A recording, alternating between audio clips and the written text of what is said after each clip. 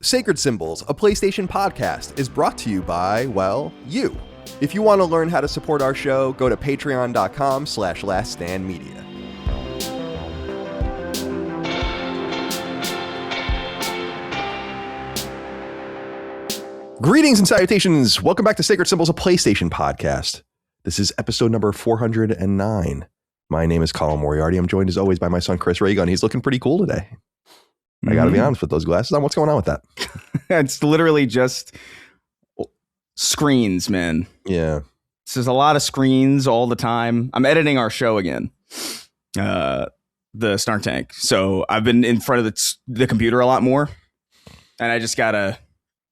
This is the solution until I get like the blue light filter normal kind of prescription lenses that I would normally get, which I'm going to be doing probably like this week or the next week. Because like I feel like most people don't understand what it's like to get glasses at this insane prescription. Because I'm like minus 9 to minus 10 to minus 11. Like it fluctuates. You're wearing like a telescope. Basically, yeah. The lenses are stupid thick, but that means basically like a lot of people can go in, get an eye exam, and then they usually have most of the lenses there for you. If you're like minus like 0.2 or something, they'll be able to get you in the same day. For mine, it's like they got to place an order for the glass. So it takes some time. I remember this specifically because there was a time where my glasses broke completely and I had to like wander to like a lens crafter's completely blind. And then I was like, yeah, so this is my prescription or whatever. Can you do it? And you're like, yeah, it'll be about a week. I'm like, okay, cool. Cool. Very, very, very awesome. I mean, it makes sense, but yeah, this is the solution until then, you know, it's gotta be. You look very cool. Thank you. Reminds me of my old roommate, Christine Steimer in San Francisco. She used to wear the glass. I don't know if they still exist anymore. Dustin, you might know better than me. The Gunners. You know what those are? Oh, yeah, the Gunners. Oh, yeah. And I used to make fun of her so much because she'd play like MMORPGs with these orange glasses on. I'd be like, it would actually like irrationally annoy me where I'm like, why are you wearing those? You know, like stop doing it. But this is much cooler than those. No, I appreciate. We got to get you blue blockers like the old people in the 90s used to wear. Remember those? the glasses that wrapped around. Oh, I hated those so much. Old people loved those in the 90s, dude. Like you don't see them too much anymore. But that was I'm telling you, every old person I knew was wearing that shit in like 1993. They loved it. Yeah. Now, what's the modern old people? I think it's kind of like more something like this. It's not these exactly, but it's like they're more standard sunglasses. You always see them with the hat, with the selfie in the front seat of their car. Right. For some reason. I don't know why that's such a common place for people to take their profile pictures. You know what we don't see enough of anymore? Because the oldest generation really didn't, the greatest generation's pretty much dead now, the World War II stuff. We don't see the World War II hat. What's the World War II hat? Yeah, what I'm talking about. Like it would be like a hat and it would say like World War II, and then it would have like a ship name or something, and it would be like where the person served. You know what I'm talking about? And where the person served or whatever. Oh, I thought you were talking about like I thought you were talking about like the the town crier hat. Oh no, not that. That's my newsie? dad wears that. What are they called? Newsies or Newsies? Yeah, the newsie hat or whatever. My dad loves those hats. My dad's always worn those. Very weird. I don't even know where you buy one of those. Like, and he has like multiple of them. I was like, where'd you get this? I have some, and I don't remember. I think my dad gave them to me because there would be no way. Like, you're not finding that at like Lids, right? or like Spencer's or something. But I like those hats. They're like they're one step below. It's unfortunate what happened to the fedora. You know what I mean? But like. They're one step below that, where it's like it's kind of a pretentious hat, but it doesn't have that weird like association with anything. So it's relatively safe. And if you can pull it off, people are all right with it. The fedora is unpull-offable. You can't do it. Right. Atheist ruined the fedora. Yeah. Way to go, guys. Yeah. Way to go. God forbid, pardon the pun, you believe in anything. Yeah. I haven't even introduced Dustin yet. Dustin Furman, executive producer. Good to see you today, my friend. How are you? Miserable. No, I'm doing much better today, but it's been a miserable week. You got COVID? I don't know what I got. I got something that's been sticking around, dude. Yeah. Because some may remember last week I was like, it's happening. I know it's going down now. And then Monday on the stream, I felt pretty good then, but my nose was out of control. And then this week, I've just been like achy. and sleepy. And today is the first day that I'm like, you know what? I'm feeling good. But now, like, I blew my nose right before we started hit record, and it like blew my eardrums out, and it was not ideal. So I'm on the mend, but other than that, I haven't really gone anywhere or talked to anyone outside of, internet, online, talking to people. So I'm living the Colin life kind of right now, though less than you, Colin, because you go on walks and stuff. Oh yeah, I'm always out and about in the neighborhood. Yeah, none of that for me. Yeah, I'm just sitting in the dark trying to survive. Really, the headphone thing reminds me. I don't know why this was. I'm sure it was some reason, but at IGN, there would be this thing that would happen where if we were on set or like using a podcast and everyone had headphones on, they would have you take your headphones on because there would be a really loud noise that would be made. Like when they did something and it would pop. And it was a thing where everyone would just be like they'd be like, take your headphones off. I don't know what that was all about. So you wouldn't blow your fucking eardrums out. It's probably a feedback thing, right? Or in some maybe way? I don't know why they knew when it was going to happen. And like, it was so complicated when I think back at like all the ways we recorded things and did things. Like, it was so expensive. We didn't need to do anything like the way we were doing it. I don't know what that was all about, with Avid and all that kind of stuff. Yeah. It's like, Avid, dude. It's cool to have that. Man. Avid's a cool idea. It's just, it's very difficult to use, especially when you're an idiot like me. I hated Avid so much, man. I had to do Avid for college because it was like, this was the thing that everybody uses. And so you got to learn it. And it was literally, it was just cumbersome. And the whole thing was that, it rendered as you edited. I recall. I don't know if that's true, but I remember that being the thing. It's like, it renders as you edit. So when you export, it doesn't take nearly as long or something. And I remember it took just as long. Yep. Took just as long. Yeah. And also you can render, you can pre-render in other softwares too. So it's like, why is rendering such a rush? Why are you rushing? Yeah, you're done. What do you mean? Like, I don't know, man. I hate it. I had such a bone to pick with Avid that I swore it off. The second I stopped going to school, I was like, I'm done. Yeah. I also used it in school, Chris, when I spent a little bit of time at a school called Pittsburgh Filmmakers, which I don't think exists anymore. And I needed the project was to re-edit episodes of the show Gunsmoke in Avid. Yeah. Which, so I don't remember how I did on the project, but I was like, never again. But That's now so funny. I'm a slave to Adobe and their monthly subscription that Colin pays for. Yeah, it sucks. I wish we would just I pay for like my own Adobe stuff, and I use it basically to make MP3s every week of the ads that we do. It's all bullshit, like, but I just don't know how to use anything else. But yeah, what I remember about Avid was it was incredibly expensive and really, like, I'm pretty sure our Avid setup was millions of dollars. And we had it was cool though. I don't really understand all of it, but it was cool in that we had a bunch of video editors, right? And then we had these bays. You might remember this. You went to the office, right, Dustin? We have all these bays where we would capture footage in these bays, and it would all just go to a central thing. It was actually quite convenient, but I'm like, I don't know that you really needed to do it like this, And I didn't know what the fuck I was doing in there. I would break things all the time and shit. So it's like how we had the microphone in our, I used to do a lot of VO, and we had the microphone in the booth that was that hanged, like it had the I don't even know, it's like the shoelace thing around it. You know what I'm talking about? Like when you hang a microphone and you suspend it and you put the laces up, this is supposed to help it not, like, it's supposed to be like pristine, like it would be in an audio, like I can't explain it. It's like a shoelace. I think I know. It's like a shock absorber. Yeah. Right? And I know. And it's like the best.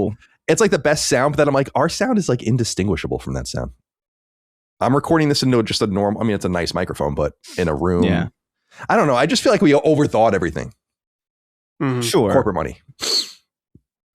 Not spending my money like that. I'll tell you that much. It's good to see both of you today. Chris could be making faces at us. We don't know. Dustin, you're sick. You're ill. Yeah. You have COVID and AIDS. COVID AIDS. COVID AIDS. The newest strain of COVID AIDS. Just turned into evolved. AIDS. Yeah. It's rough, man. It's a rough one. It's a rough sentence for you. Yeah. Yeah. It's an understatement. I'd love the idea of somebody being like, I got AIDS. It's like, that's rough, man. That's rough, man. That's rough, man. Man, I'm going to tell you. You're in my prayers, man. Yeah, same. it's so the age thing is so funny because Another amazing, immaculate sentence. yes, From Colin because Moriarty. it was like The so AIDS thing is ever so funny. it was so ever present when I was a kid. Right. I remember when Magic Johnson, you guys, it was before you were born because I think it was the 92 Dream Team in the Olympics, but Magic Johnson played on the Dream Team and everyone was afraid. Like there were people that were afraid that they can catch it and all that kind of stuff. Right. Yeah. And then fast forward 15 years and I live in San Francisco and I'm just smoking weed with HIV guys playing Dungeons and Dragons. No one cares anymore. Like it seems like it's just completely evolved. Well, I think it's because people realize you really can't get it unless you know, blood transfusion, sex. Well, you're fucking. Yeah.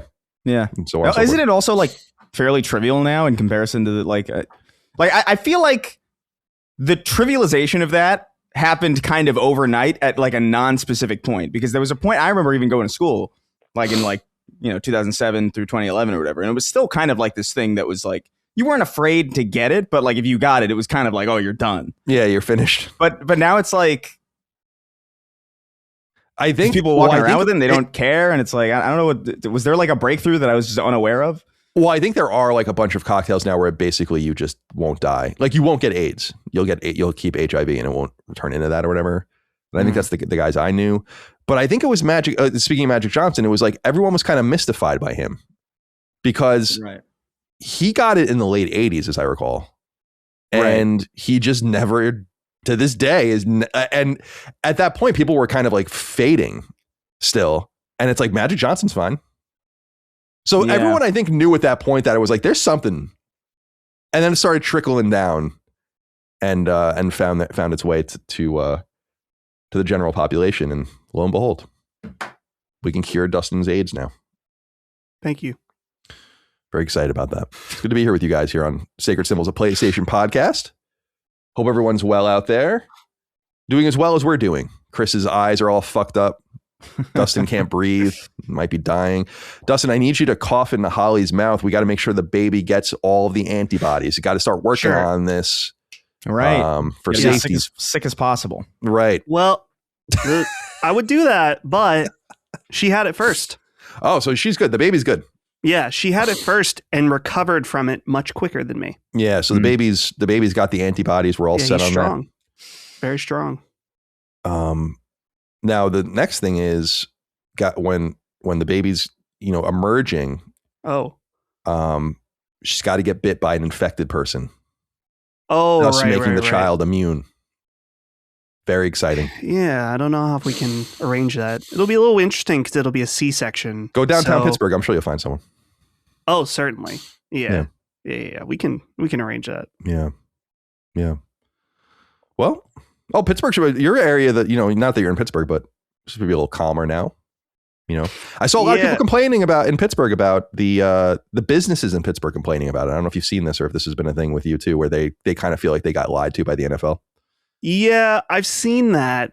Like, because the NFL draft was over where the two stadiums are, the baseball and the football stadium, and the rest of Pittsburgh is kind of away from that. And the problem is there's I don't want to say there's zero public transportation in Pittsburgh. There's a bus and there's a very basic like train metro thing. So it's like, no one is going to go and see the rest of the city because they don't have any way to go there. If you want to ride a bus, no thank you. The T is very limited. Or you could get an Uber in that traffic and spend $300 to go to the Strip District. I don't think so. So stupid, man. So I'm not surprised that the greater Pittsburgh area did not get a lot of traffic from the draft. It's not surprising at all. I did see one where it was like some woman, and it's sad that some of the businesses planned to do better and they didn't or whatever. But one of them was like, I have a wine bar or whatever, and it didn't do well. And I'm like, a wine bar for the NFL draft? Like, you have to. And there was like they show pictures. Like, I understand it's a wine bar, it's nicer, but I'm like, not really the scene. Right. I don't know if someone should have told you should have expected more business. Whatever. It's in Washington, D.C. next year. So everyone put on your bulletproof vests. Good luck to you. Washington, D.C. might not even exist by the time we get to that draft. Who knows? Yeah. Who knows? It might look like Fallout 3. That was such a cool part of Fallout 3 when you finally get to like the capital. Mm-hmm. Yeah. Yeah. You get the Declaration of Independence. Indeed.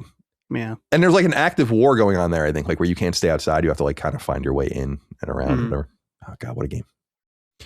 Sacred Symbols, PlayStation Podcast. Good to be here with you today. We're alive each and every week. You can get us 3 days early and ad-free over on Patreon. Patreon.com/LastDayMedia, where you get early ad-free access to all the shows in our network, including we don't do it, but the Xbox podcast and the Nintendo podcast and the Gameplay podcast and so on and so forth. Very, very exciting stuff. Also, Sacred Symbols Plus each and every week. I'm going to be speaking with Hogue soon about some legal happenings that I think are interesting. So that will be the next episode. Moriarty Cross Jaffe did really well. We just brought that back because I felt bad we were doing it only on streaming. We did a whole deep dive on Saint Slayer's music, and we're going to do a Saint Slayer deep dive in the coming weeks as well about making the game and getting really into the nitty gritty of what we thought about the process. Marathon, Chris's very well liked Marathon podcast went live. I put in here Saros, Pragmata, and Mouse. I don't know what combination of these we'll get to. My assumption is Saros for sure, and Pragmata probably. I don't know that Mouse, I really liked it. I don't know that anyone else really played it very deeply. But we'll start hitting those as well as more games come out. And remember, RSS feeds on Patreon, so you don't have to use the Patreon app. It will connect to Spotify as well with your early ad-free access stuff. You can get access to Discord, submit your inquiries to the show, and so on and so forth. Could not do it without your support. The show would disappear. My old one of my old history professors used to say, like, smoke up a chimney. That's what he used to say. So it would disappear like smoke up a chimney. So much smoke up a chimney is actually what he would say. And then he was like 85 and he would take his little spindly fingers and go like this. Ooh. Spindly. I love that word. Professor Robinson. When I had him, he taught at Northeastern, I want to say literally since the late 50s. Certainly he's dead.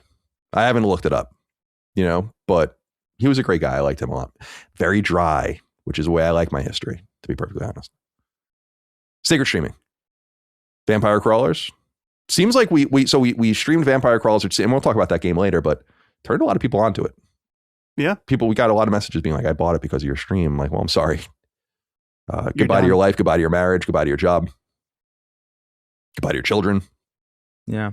Any sort of responsibility you might have. Dustin and I did a kind of a sit-down mailbag style episode with the audience, which was fun. Sacred League came back recently. This coming Sacred Streaming, I'm going to be platinuming in one sitting Saint Slayer, my game.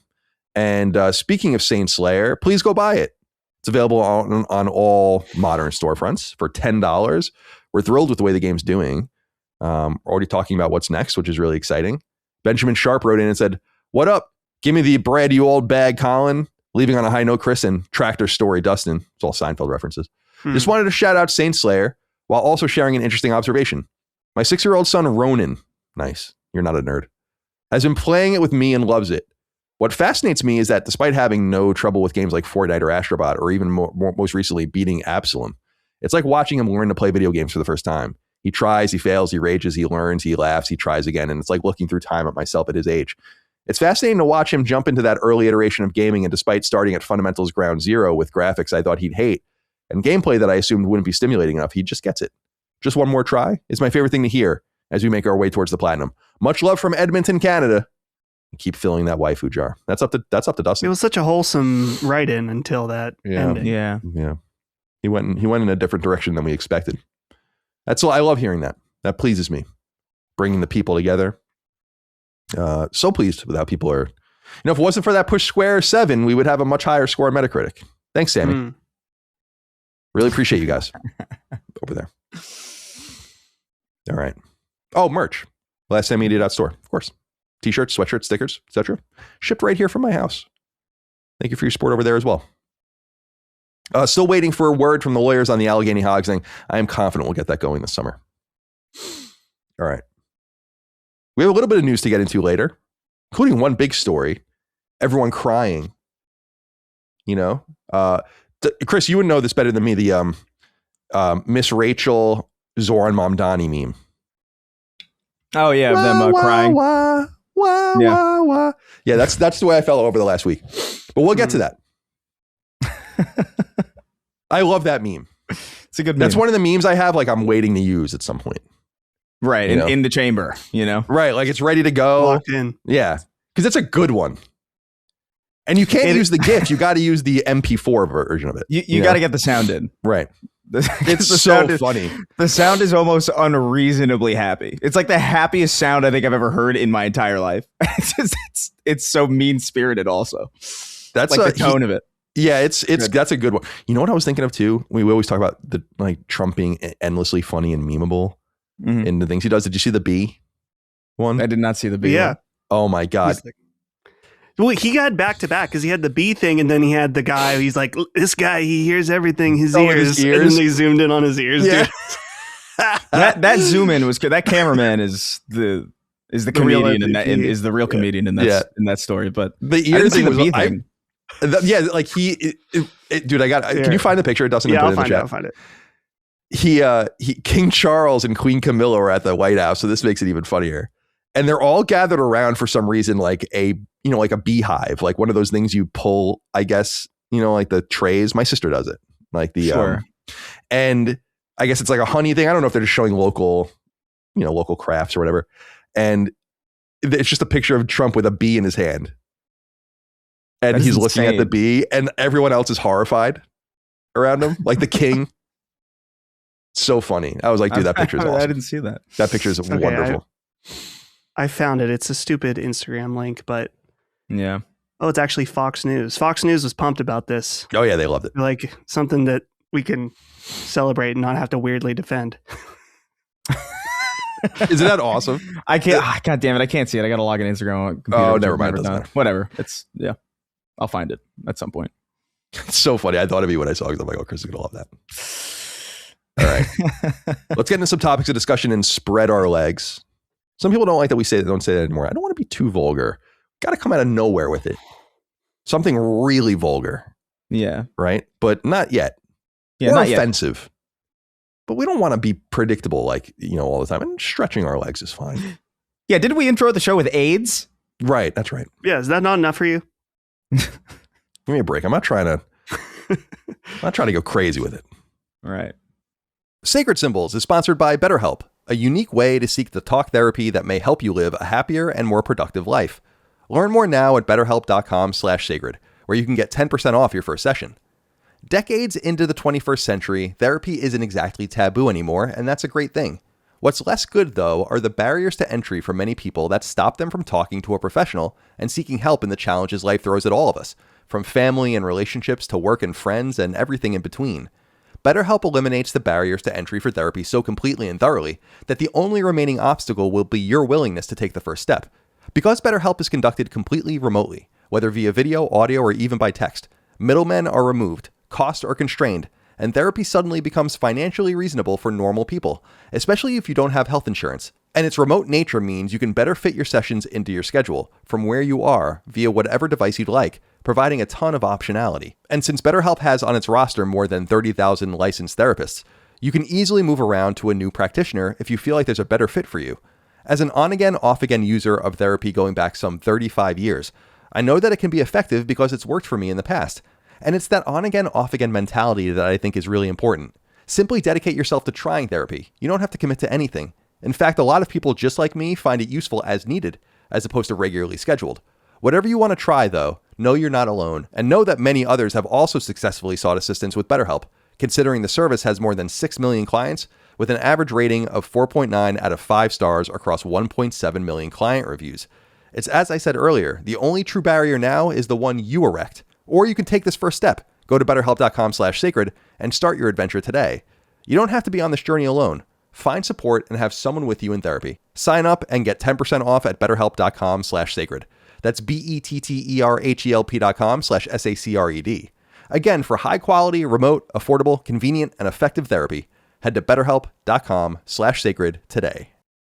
Justin Hirth wrote in and said, salutations to the Last Stand crew.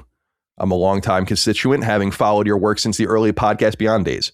I'm writing this while on a meritorious mission to evangelize the gospel of Publix to the people of Greater Virginia. As I work in real estate for the company, I'm essentially the vanguard for the pub sub invasion of the Commonwealth. I'm writing because of a misconnection on my flight from Tampa to Dulles. Now, if this is true, and I don't see why a man who works at Publix will lie to us, you really dropped the ball here. I looked over and saw the girl in the seat next to me pull up the Sacred Symbols thumbnail on her phone. My stand-down instincts nearly forced me to shout a greeting, but I value the social contract far too much to be the guy who interrupts a stranger's flight to talk about the Vita's legacy or the nuances of physical media. To the fellow passenger, I stayed silent and let you listen in peace, but if you're hearing this, just know a fellow listener was sitting right there, quietly respecting your space while internally celebrating the fact that we exist in the wild. This could have been your wife. For all the divorces that we've caused, of which there are several, and all the family tumult that we've introduced into the world, that could have been your moment. You blew it. I'm just letting you know. You blew it. And it's too bad. Now you got to get in Craigslist and you got to do a misconnection. Yeah. Which I know this is what that is, of course, but yeah, it's unfortunate. Now, did it really happen? That's the question. Yeah, I was going to say a female, a woman listening to Sacred Symbols. Impossible. It's astronomical, right? It. Like to have seen it in person. Yeah. I think I told you, right? It's like 4% of our audience is women, I think. So you're out there. I mean, that's what the data says. I don't know. I would like more women to listen to the show. Maybe it's because we talk about AIDS that you don't. But if that was true, that's such so literally you have 20 times, if that's true, right? 4%, you have a 25% or 25 times chance of seeing a male in person that would be doing that. I just feel like that's such a unique situation. You should have said something. Now, maybe you're married or in a relationship. And you don't want to go down that road. I respect that completely. But I feel like you should have said something. You should have said something. Yeah. Maybe there is also the thing too. It's like, I don't know. Because I'm trying to think about like if I was listening to a podcast that I enjoyed, that I was like, oh yeah, this is my show. I'm gonna buckle in for a flight. And I start it up, and then some guy goes, "Hey, I listened to that too." I'm like, "Oh, great! Is this gonna have to be a conversation now? Am I gonna have to like, is now that like now the next like 3 hours of my flight or whatever, however long it is, it's like now I have to kind of be considerate of like whether or not this guy wants to talk." I get it. I would have said something maybe at the end of the flight or something. Sure, but then maybe that's even weirder because it's like, hey, I've been watching. I've been watching you, and I wanted to wait. I've been watching you the whole time. Very interesting, Justin. Yeah. Now he works for Publix. Now I'm a little confused about the Publix invasion. I live in Virginia. Yeah, we're here. Publix is. I mean, my family has been down here for 25 years. I've had family here, so I've been visiting. Publix has always been present here. And in fact, I feel like there are too many of them, if I'm being honest with you. There are Justin, why are there two Publixes near me, probably 3 miles away from each other? What we need right now, and I love Publix, don't get me wrong. Publix is awesome. But what we need is maybe a Kroger nearby, which would be nice. But I'm trying to think. Micah wants Wegmans nearby. That's another good option. Wegmans. Okay. Mm-hmm. I used to go to Wegmans when I would go to my parents' house because they had a great like 6-pack pick your own beer section. Oh, like you can make your own. Yeah. Yeah, I like that. Like you can do it at a packy. Reminds me of the stupid joke that me and my friend Jalen had, where we would call any building, regardless of what the purpose was, a Wegmans. A Wegmans. Oh. It's like, it's over by the Wegmans on 34th. And it's like, there's no Wegmans. Like, no, you know what I mean. The Wegmans in Alexandria, Virginia had a bar in it. And I'd always joke to my dad, I was like, let's get fucked up at the Wegmans bar, dude. Hell yeah, dude. That'd be awesome. Like, that's a step better than like getting fucked up at the Applebee's bar. Right. Like, dude, I got in a fist fight at the Wegmans bar. At the grocery store. Dude, there's a place like that in Manhattan that I went to. I went on a date there where like it was her suggestion where she was like, let's go to this bar. It's connected to a grocery store. And I can't remember what the name of it was. Maybe somebody in Manhattan, if they listen to the show and they live in Manhattan, they know what it is. It's like kind of like by St. Mark's area or like by Columbus Circle, kind of that area. But it was literally like a grocery store. And then they had like, oh my God, you know, those like plastic sheet doors where it's like plastic sheets. They usually have them in like freezers. Dustin, they're in Marathon a lot. Like the flaps. The flap. Yeah, the plastic flap great audio doors. cue. The flaps. So it would be like that, and that was separating a like full-on speakeasy type bar from like just a really brightly lit, fluorescently lit grocery store. And it was like a really weird. I don't really understand why that would be a choice, but it's interesting. It's a story. Space is at a premium in New York, you know. That is true. That is true. Oh boy, I tell you, Justin, be well. Thank you for writing in. I feel like you blew it, but who am I to tell you if you blew it or not? What a loser! He lost out on eternal happiness.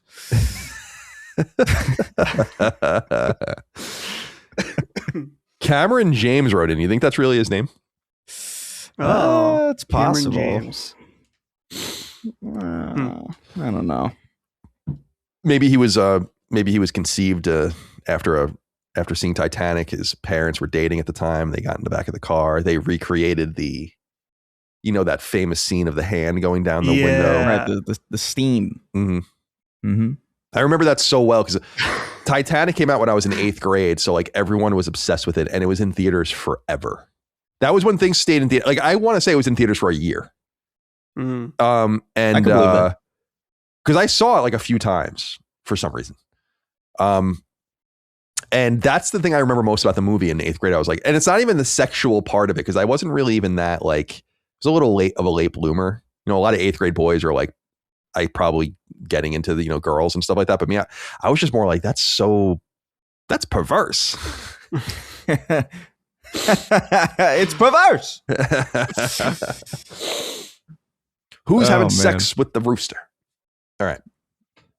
They're all having sex. I love that scene in Seinfeld so much. That's like one of the low key best scenes when the Costanzas and the Jerry Stiller is a great comedic actor, and that scene is who's having sex with the hen? Yeah. the hands. Yeah. At Really dinner, great. he's saying all this. It's so funny. I love that show so much. All right. Cameron James says, what's going on, Fats? We often hear from people writing in to tell about the times they played sacred symbols to an unsuspecting guest in the car. The gang would, of course, say something inappropriate, and the writer would have to meekly explain to their guests about the nature of the podcast in an embarrassing way. But I want to hear from you all. Would any of you actually play one of your podcasts while in the car with someone else? Personally, I couldn't think of anything more embarrassing. I experienced this on a road trip over the Anzac Day long weekend. This is I looked this up. Commemorates the Australian and New Zealand Army Corps landing in Gallipoli in 1915, honoring all those who served and died in the military operation.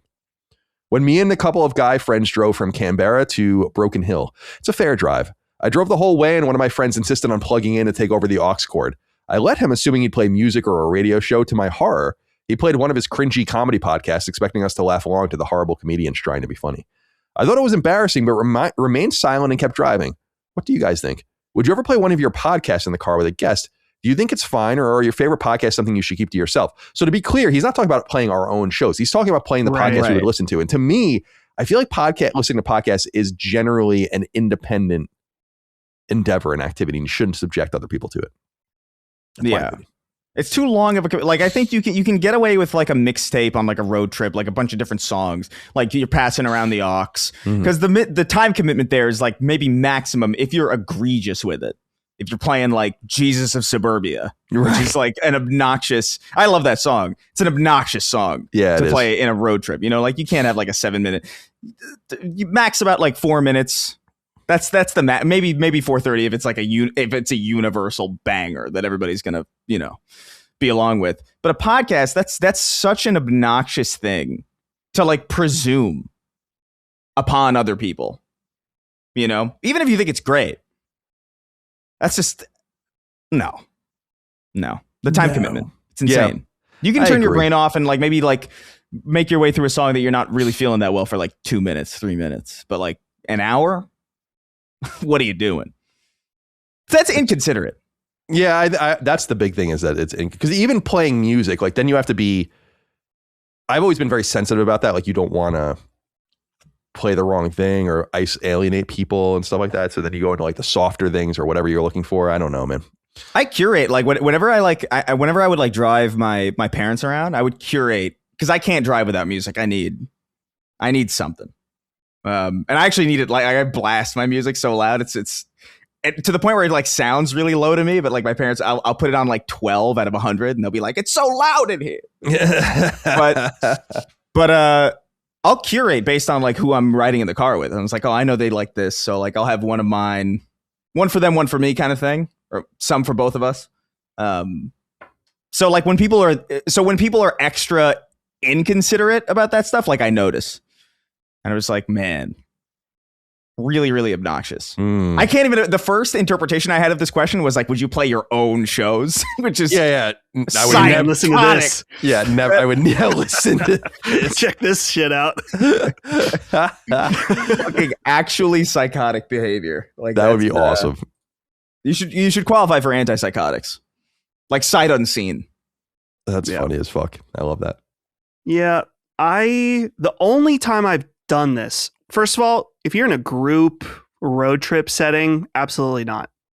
You know, a couple times driving to and from my parents' house with Holly, where she's reading a book, playing her Switch, probably has her own earbuds in.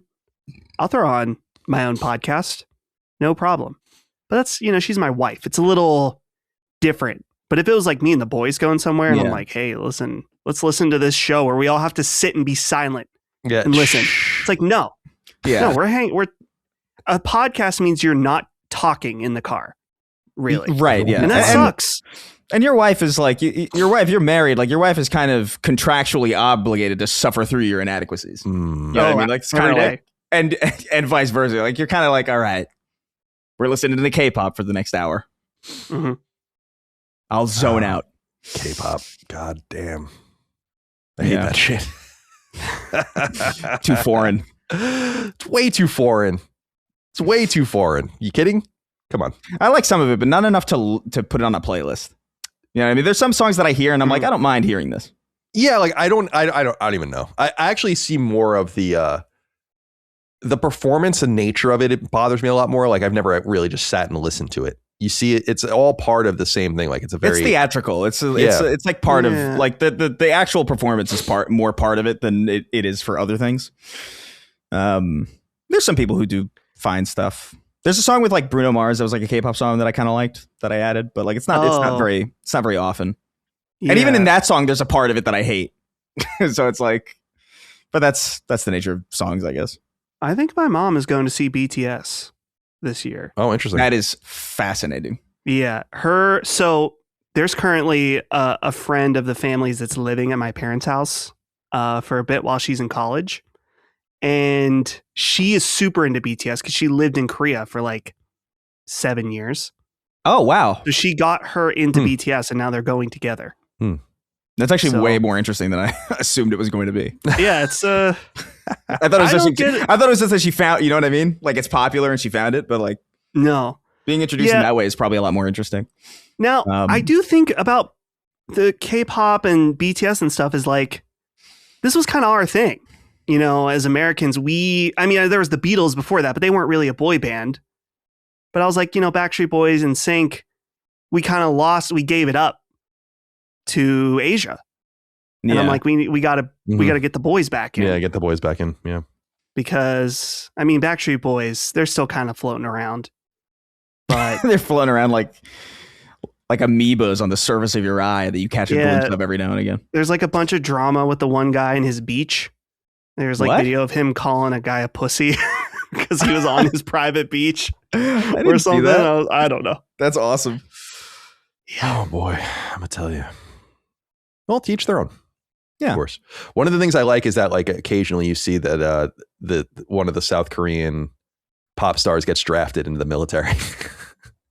all like half of BTS did. Yeah, they all have to go serve, right? Which I think is they're back now. To their credit, to South Korea government's credit, they're like no one's immune. Which I think is kind of cool because it would be very, I think, simple to be like, well, it's a military cultural export. Yeah. It's a military asset though, also because it's like you figure like you're on the battlefield. It's like if you're on the battlefield opposing Korea for whatever reason, and you're looking up through your iron sights or whatever. And you see a guy from BTS, you're like, is that? And it's just enough time for them to clock you, Right in the head.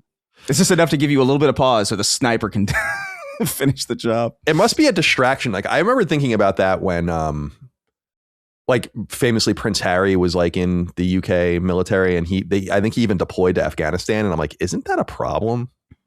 Like, it's cool, I appreciate it, but there's no way they're really putting you in harm's way, right? Like, and there's no way they're going to let you get captured or something, right? Like, or something, you know, like they're putting them at like a. It's like I've been to Mexico, but it's like the resort.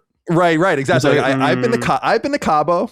Now driving to the resort, a little scary, but once you're in the resort, it's fine. Everything's fine. Right. Know? It's like I went to the resort in Afghanistan. Right. Well, I always just thought that not to like diminish his service, but rather to say like, I don't feel like you should be here. Like you getting killed or injured is going to be a big deal, and you getting captured is going to be like a fucking disaster. And they must know you're there, right? Like at some point they see. So I don't know. I'm like, so the BTS guys, the same thing. It's like your platoon or whatever is probably distracted because you're famous. Maybe you just shouldn't be here, you know? There's not a lot of real war fighting going on right now in that with those militaries anyway. And to be fair, like there's far worse reasons for Prince Harry to be in the news. That's true. That's true. That's a good point. Weren't North Korean soldiers turning up in Ukraine? I'm pretty sure that's. I don't know. Yeah, I remember something about that. Maybe. I don't know. Like, Jesus Christ, they're fighting. These guys got their own proxy war. They got their own. This is North Korea's Vietnam. It's going to work out well. Hungry Hansen wrote in. Said, boys, can we start a Last Stand Media gambling ring? No. Think sacred bets, but the audience is actually speaking with their wallet instead of listening to you dunderheads drone on and on with Colin taking a 50% cut naturally.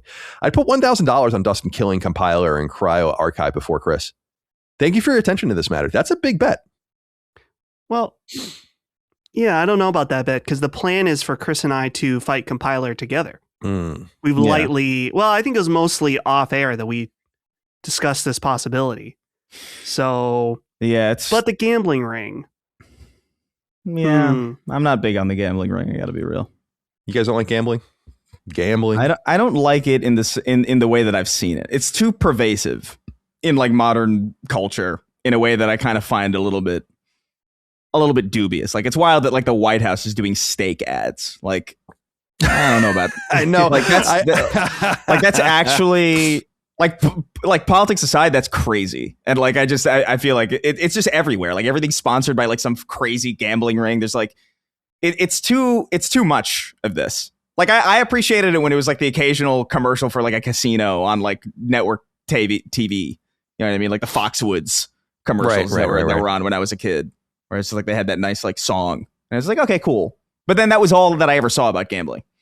Now it's like brought to you by Stake, DraftKings. It's just like, oh my God, shut the fuck up. Yeah, have we ever been I think we were sponsored by DraftKings at one point. We're sponsored by Prize Picks sometimes now. Which I actually you guys aren't, and this is not to make anyone feel like, oh, this is a good sponsor or whatever. I like that the idea of that game because it's different than a lot of the other ones if people look into it. Like you're creating a team of players. It's I don't know anything about it. I don't know anything about it. I just know that like I've seen so much more of it in the last like 4 years than I have at any point. Well, yeah, because it's legal now. Because sports betting was totally illegal. Right. Outside of certain, you have to go to Vegas, and obviously there were bookies everywhere that would do it. But it's interesting just because I like gambling. And I'm not really much of a gambler, but I like the idea of, when I go to Vegas or I play fantasy sports and occasionally bet on something or whatever. I think the major problem, and I'm glad that it's legal, like widely legal now. I think the pervasiveness of it is fine. I think what I'm more disappointed in is people's inability to be responsible. That's why when I like write the ads for Prize Picks, I often put in like, not a like, please be responsible. But I always say something like for responsible players. Try to like set the cadence of like, don't get crazy with it. It's fun. It's just a way to kind of spice up or season your experience of watching a game or something like that. Yeah. There are professional gamblers, obviously, but ultimately, if you stick around long enough, two things are going to happen. Like the house will win or you will play too well and they won't let you play anymore. And that to me is unfair. That happens more in Vegas than on the apps, I think. Like if you're running a blackjack table for a few hours, like they'll come up to you and be like, you're out. Yeah. And I don't think that should be really allowed. Although a lot of these guys are counting cards and doing all that kind of stuff, which is, a really incredible skill when you're dealing with like 12 decks at a time. Yeah, So, I kind of don't. Oh, you can't count cards. Like that's just being good at. It's just being good at this. Like I don't know. Like it's not illegal. If something makes you stop playing because you're too good at it, that kind of inherently is a sign that it's very untoward and very not. Let's say not holistically great. yeah. You know, that's kind of that always struck me as like a wild thing. It's like, oh, you can't win too much, and it's like, well, what? Yeah, it's not There's really nothing fair. else that works that way. Yeah, I don't like that either. The only thing I've said this before on the show, I think in some other context, but the only experience I ever had gambling where I was like, I thought it was really unsavory and fucked up was I was at, I don't know, I was like the Flamingo or something. I don't know, some like random Vegas, casino, because I used to go to Vegas pretty often when I lived in California. And I was playing blackjack at like the middle of the night. I never played high stakes. Like I always like took a few $100s and played like $20 hands or something and just drink and meet people. And this fucking totally trashed, like absolutely trashed chick was playing at our table. And they just kept she kept getting up to go to like the ATM to get more and more money. And I remember saying to like the pit boss at something and be like, she's like, and he's like, like they don't give a shit. So like they'll take like whatever they want, like whatever. That's it's fine. all on camera. That's so like, fine to me. Yeah, like to me, I that bothered the fuck out of me. Where I was like, dude, like this chick doesn't know what she's doing. But that's kind of that's one of those like you got yourself into this. I don't know, man. You learn a lesson from this, I guess. What are you doing? Being shit faced gambling. That's insane. And then I brought it up before too, dude. I'll never ever forget being at a blackjack table and a dude walking up with a tray of chips. It was like probably $10,000 or $15,000. Totally drunk. Walked up, put it down, bet it all on a hand of blackjack, won, doubled his money, and then left. And I never saw that guy ever again. And I was like, damn, that's fucking awesome. That's balls.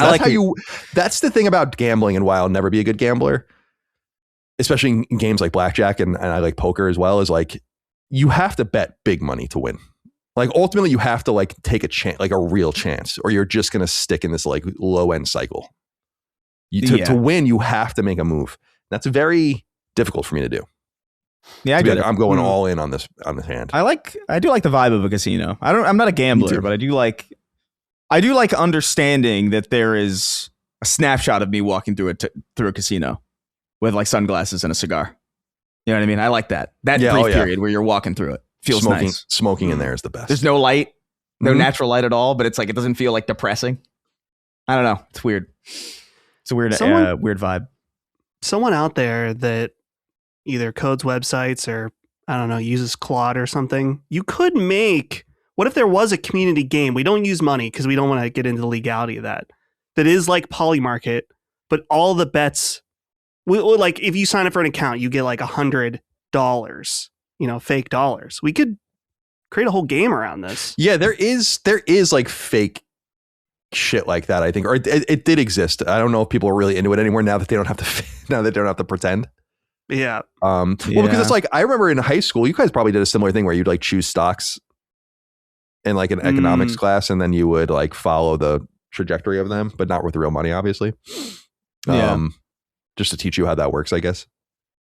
We're teaching kids how to buy stock, but not how to pay their taxes. The rules. That's fucking insane. I love that. America.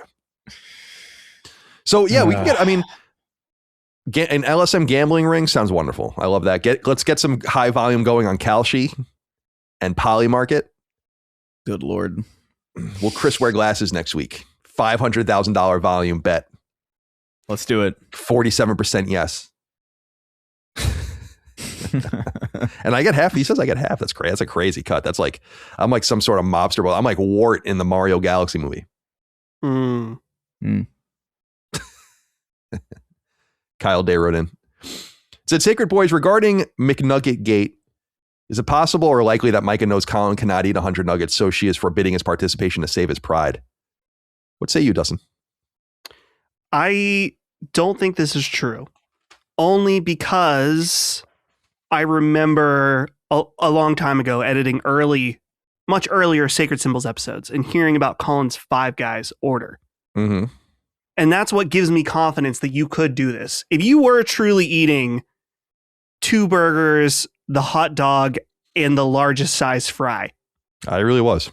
That yeah. I think you could do the 100 nug challenge.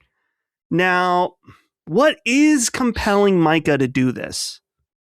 Is it that she has experience that if Colin has a little tummy ache that you collapse? She doesn't want to deal with me.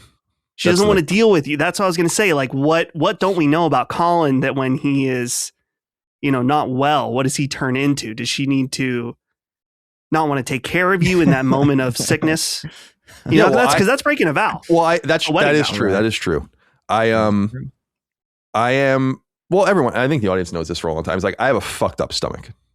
Like I have IBS and people. I've gotten tested for celiac and Crohn's. And longtime listeners will remember from Podcast Beyond will remember my fake celiac diagnosis or my false fake celiac diagnosis. How it ruined my life. I started crying at E3. It was awesome. So I'll never forget that as long as I live. Scott Bromley was there, my old roommate. So I've been going through it. My stomach's totally fucked up. And I think she's maybe aware of that, but she could be trying to allow me to save face. I appreciate that. That's the subtle thing a wife would do for you. Now, would my wife do that for me? I don't know. Yeah. I don't know if she likes it. I like how it's not even, I like how it's not even a considerate. Like the first consideration is like, she just doesn't want to deal with you. Right. Exactly. It's all about her. Yeah. There's no like, oh, I want Colin to live a long, healthy life that isn't shortened by the ingestion of 100 chicken nuggets in a row in a short amount of time. That will definitely manifest in at least a year off your tombstone. That's a lot of that type of food at once. It is. It's a big ask. Maybe too big. Tyler Garrett wrote in, said, "Hey, Sacred Saints, last week there was a talk of terrible remake and remaster names and the talk of Echo the Dolphin. To add to the shitty names, I think it should be called Echo the Dolphin Repropoised. I know dolphins aren't porpoises, but they are close. No write-ins, please. Thank you for all that you'll do. Have a great week." I like that. Now, you're right. I love this idea.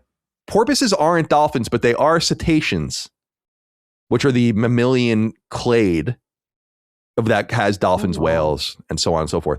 I love it. Yeah. Reporpoised, I got to admit, I like that one. Yeah. I like it. It's clever. It's clever enough that I'm like, I wouldn't have thought of that. You know what I mean? And I appreciate things that I know that I wouldn't have thought of. Remastered is something I would have joked about because it sucks. Yeah, remastered is. I think it's funny. It's just it's bad. You have to know that it's funny and it's bad. If you're willing to understand that it's bad, then I think you can do it. This is funny, bad, and clever though. Yeah, which is a rare. That's a rare combination of things. Echo the Dolphin Reporpoised. That's got my seal of approval. I think I would love that. All right. I love it. Yeah. Well done. You guys can Echo the Dolphin people. We talked about you last week. You can take that. Yeah. Freebie. From Tyler Garrett. Finally, Patrick Feeney wrote in and said, "Hello, gentlemen. To continue the unending scored versus no scored discussions, why not go back to how IGN used to do it? You would have an overall score, then and these, by the way, this is a reference to last week. We're getting kind of into that.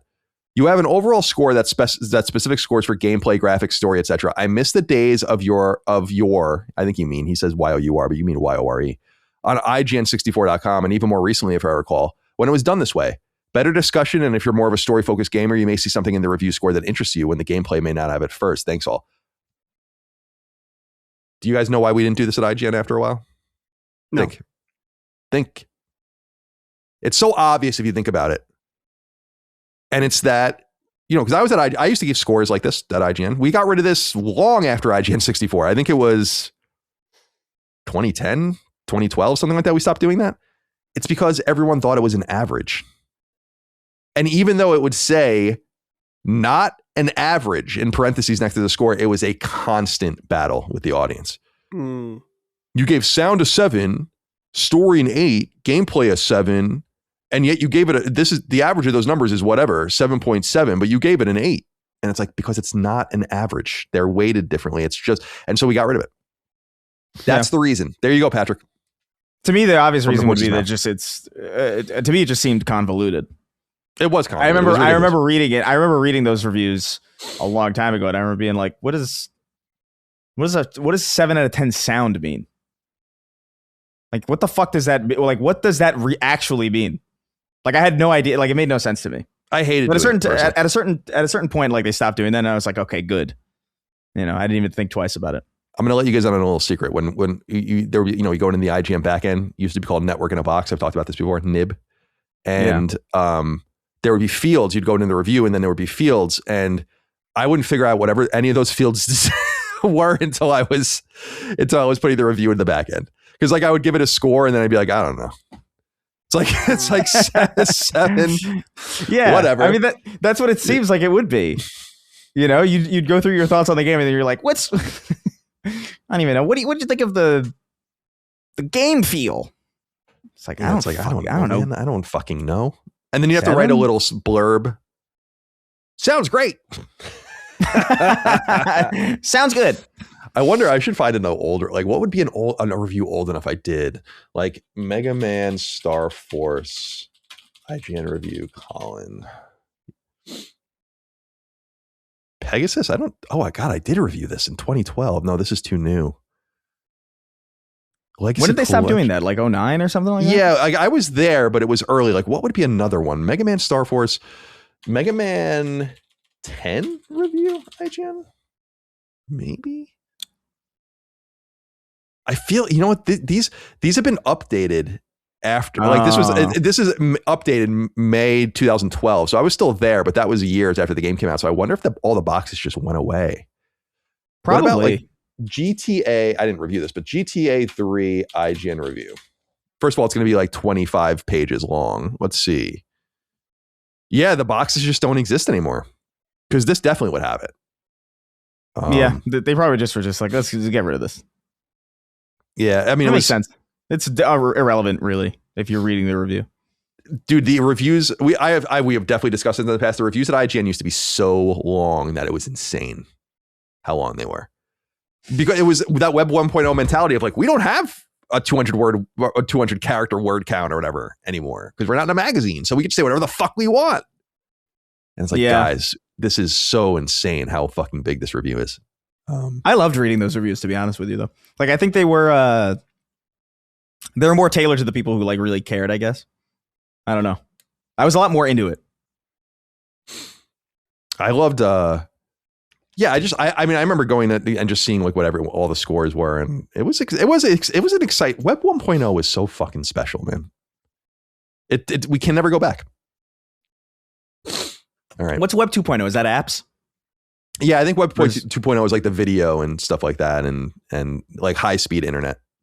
Sure. You know, I miss the days of Web 1.0, like frames. Remember frames on websites? Frames. Yeah, like frames were like the idea that you would put all of the stuff on the side. So like all the links would be on the side. Oh, yeah, like that. Right. I see. And then everything started going to a masthead. And I was talking to Pear about it on Twitter not too long ago, Pear Schneider, who founded IGN, where I was like, I remember when we got rid of frames and I freaked out. I was like, you can't get rid of frames. Like we started looking at the new website. I'm like, no one's going to know how to use this fucking thing. And it was all, and I'm so old. Where like, I didn't want anything to ever change. Dude, but I remember the top masthead stuff was like what it all went to after that. I remember that happening with YouTube. And like when they like did their first revision, like their first big change in 2009, I was like, this sucks. To be fair, I think it really did. Yeah. I think YouTube's just gotten worse, to be honest. Over time, but the thing that bothers me about YouTube is it's very convoluted. Like, yes, you can't talk to a person. It almost feels like no one works there. Like it's all run by algorithms. And I'm like, I don't know that that's fair. No. To like your creators. Like when a creator's like, I got demonetized, or like I got copyright struck, or like, and it's like, sorry. Dude, the only way that I ever got anything fixed was by making a stink about it on Twitter and like tagging at Team YouTube. That was the only way. You couldn't file like a claim. You couldn't like, I remember at a certain point they got rid of inboxes on YouTube, which is a bummer because I had some like really hilarious interactions with people that like I would love to see again, but they're gone. But that was the only way to fix it. If you had like some bullshit video, or if you had like a thing where it's just like, oh, this is blocked or whatever, and it's like, why? You'd have to at them and then like get a lot of people to complain with you, and then you'd be like, oh, sorry. It's like wild. It's preposterous. Like it actually really is preposterous that like you could just, something can happen to a person's business basically on YouTube and they're like, yeah, sorry. There's no recourse for you. Do you have any idea like how crestfallen that, like how devastating that must be? Like I assume you could probably, I don't want to say serve them, but you could probably get lawyers involved to try to prod them. But like that's expensive, and it's probably in the EULA that they don't owe you anything anyway. I don't know. I love YouTube. I think YouTube is awesome. I use YouTube all the time, but it's like that bothers the fuck out of me.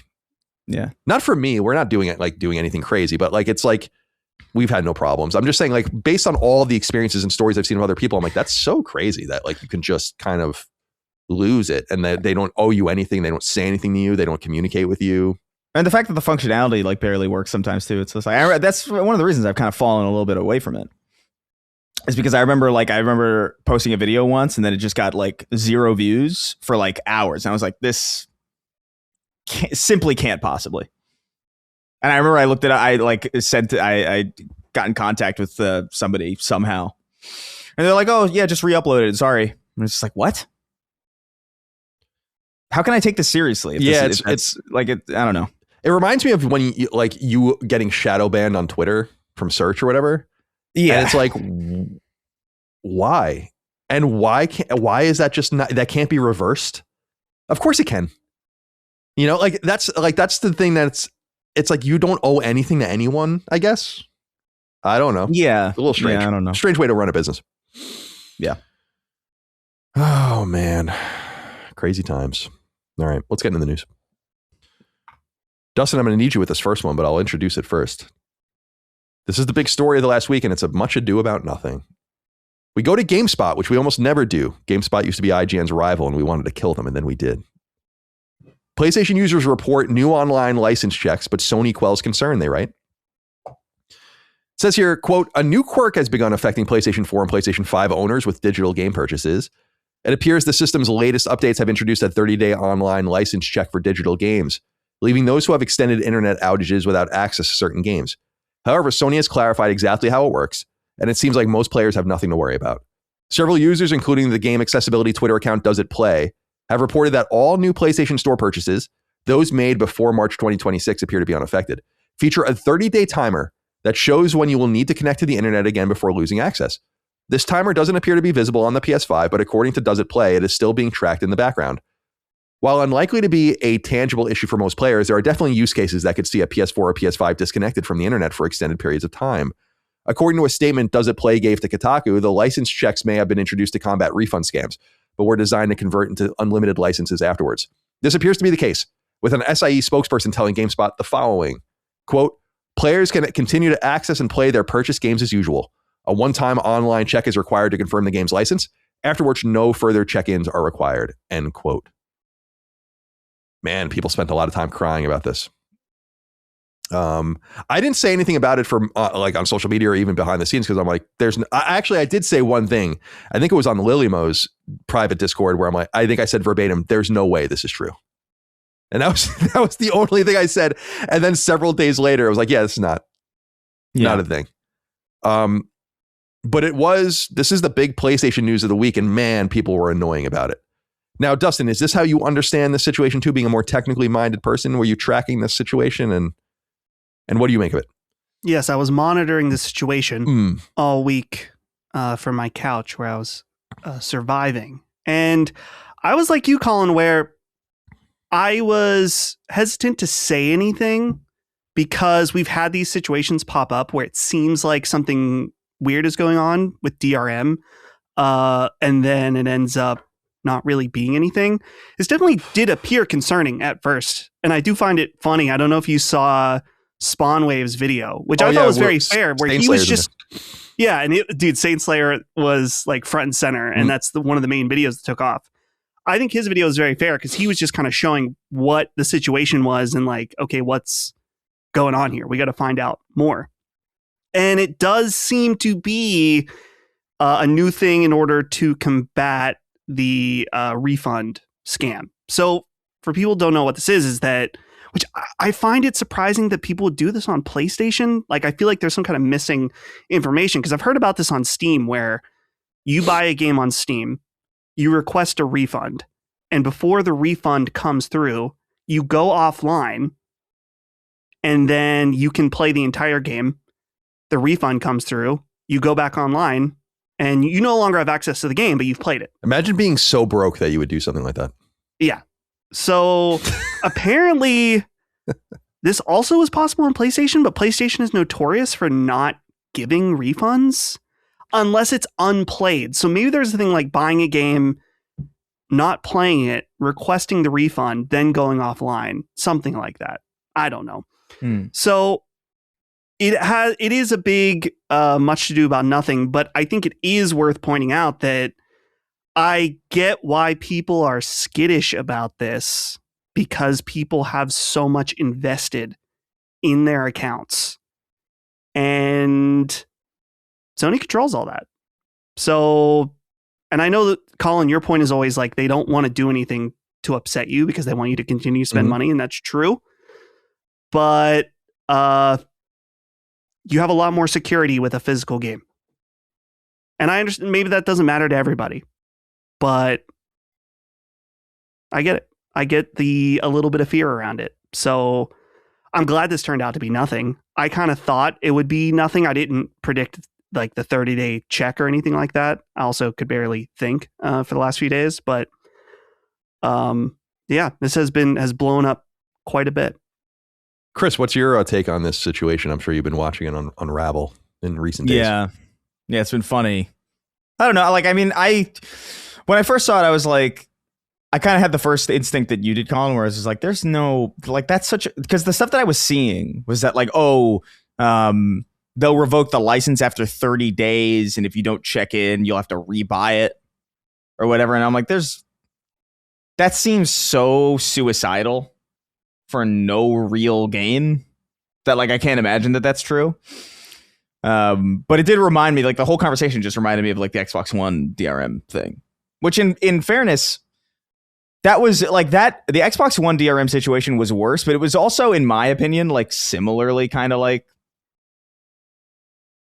you're going to be online on this thing. Like that's how I feel, dude. I said it. I mean, I agree with you 100%. I don't know what world people think is going to exist where you don't have the internet. I guess if you're on like an aircraft carrier or you know what I mean? Like there's definitely, we have a letter about this actually from the audience that I'll get into. Oh, there you go. Yeah. I'll read it now because there is an exception, right? Yeah. Roger Jimenez wrote in and said, "Good afternoon, CDC. I'm writing to you as a submariner in the Navy. I've been a loyal listener and lifelong PlayStation fan, having carried my PS Vita with me through multiple deployments. It was the perfect offline companion, as I often won't see an internet connection for 70 plus days at a time. Like many of us, I've been closely following the rumors of Project Canis. I was incredibly excited about the prospect of a true Vita successor, but recent reports regarding a 30-day DRM check-in on digital licenses have completely soured that anticipation. This isn't just a me problem. On my boat, it's common to see a dozen or more PS5s being lugged underway by shipmates looking for a way to decompress. If Sony moves forward with this 30-day validity timer, they are effectively bricking every one of those consoles mid-patrol. We are hundreds of feet underwater. There is no checking in with a server. Do you think Sony realizes how much of their loyal base they are alienating with these always online adjacent policies? And for a potential PS6 portable to succeed, shouldn't a portable device be the one thing that doesn't require an online tether? Curious to hear your thoughts on this. I guess I'll just have to stick to playing Magic the Gathering underway instead like a giant fucking nerd. At least my cards don't need an internet connection to function. I'll hang up and listen." I'm so fascinated by submariners. My stepfather was a submariner. I bring him up sometimes because they really are just totally disconnected. It's like you don't communicate with the outside world at all. It's really, and you're under. It's just so scary, and you're in like this little tin can. This reminds me a lot of what Roger's saying here. Reminds me a lot of the conversation around Xbox One and Xbox 360 because, as you were saying, because at that time, the default console for military people was Xbox 360, and they would be on bases in Iraq or whatever, and like wouldn't have an internet connection, and then that's where the whole we have a console for you kind of style thing came in when the Xbox One came in, and Don Matrick and all the rest. So I just I know that there are exceptions, but I'm generally and maybe I'm just wrong on this, but I just don't think I am, is like, I don't really know what everyone's so upset or about with this shit. I really don't. Like, it just doesn't. You think Sony's going to lock you out of your games that you bought, like, just arbitrarily on your console? Like, why would they do that? Why would they want to do that? How could they think they would want to get away with it? Now, I think, well, let me read this next inquiry, because I think there's more to say here about this. Colin's bonus hole wrote in and said, "Hi, CDC. Can you guys explain what the hell is going on with this whole PlayStation 30-day login controversy? Because reading the discourse around it, I feel like I'm going insane. From what I can tell, this seems to either be a poorly communicated DRM check or maybe something affecting certain newer digital purchases, not the you'll lose all of your games if you don't log in scenario people are screaming about. Yet somehow it's being framed like Sony just pulled a Don Matrick, but I don't see it. Even in a worst case scenario, this sounds more like a periodic license check than an always online requirement. So why is this being treated like a massive betrayal? Is this actually a big deal or just another case of gamers running wild with incomplete information? Curious to hear your thoughts." They're running wild with incomplete information, no doubt about it. But again, I don't understand. You buy a game digitally, you have to be on the internet to do it. You put a game on your console, then suddenly the console will never go online again, and it will stop you from playing it. Perceivably, I guess I'm just confused. Like, Roger writes in about this use case, this fringe case, which is interesting and important and relevant. But who is not connecting their PlayStation to the internet? I'm sorry, like I just don't understand like why these DRM. Yeah, go ahead. If they're buying digitally. You know what I mean? That's kind of the thing, right? It's like, if you're buying digitally and you don't use the internet, that's kind of like, who the fuck is that? I think like, a lot of people are who the fuck. I think it's like, people are like, this is what killed the Xbox and Xbox One. And I'm like, yeah, 13 years ago. 13 years ago, there was this controversial thing with this console when we were in a different place with digital purchases and all of the rest. I will say at the time, and there's probably podcasts or videos, I mean, people can go look, but I remember at the time with the Xbox being like, I don't really get it. You know, even as the guy who covered PlayStation at the site, I was like, why is this a big deal? To like have some sort of ability to like check that you own the game. Wasn't the Xbox version though like disc-based DRM? Oh, maybe. I don't know. That's why it was extra egregious and why Sony made the iconic Shuhei Adam Boy's video. Then why would it be like that? Because Sony didn't say anything about their physical games at all. Right. You know? Right. Yeah. So I think we're pretty hard on Sony, obviously, on the show. I just don't. And I think that they deserve a lot of shit, but I don't get this. Maybe it's because I'm a little more sensitive, because I brought it up over and over again. Like, it was very startling for me to see like the jailbroken Vitas would just buy with a storefront of every Vita game, but they're all free. It's like, I don't want people stealing games. And I think people are not. Let me back up. If we in society, our society is catered around like the bottom 5 or 10% of people, right? Like, we have laws to stop people from doing things that you and I would never do, right? We have all of these systems to protect you from falling where you and I would never fall, and all of the rest. And this is another one of those things that's unfortunately aimed at the people who are going to steal shit. And I feel like you're kind of mad at the wrong people. PlayStation 5 was broken open. And with that, what is it with fucking PS4's version of Star Wars Racer? Star Wars Racer. And it's like, that sucks. That ruins it for all of us. And these kinds of things don't exist to stop law-abiding normal people, normal purchasers and consumers from enjoying their games. It's to stop the fringe cases from fucking everything up. Sure. And I think that's like that's a worthwhile thing that everyone ignores. It sucks that happened. The root key on that disc or whatever like makes it so that it can never be solved. And so they have to figure out novel ways to do things. And this is one of those things, I think.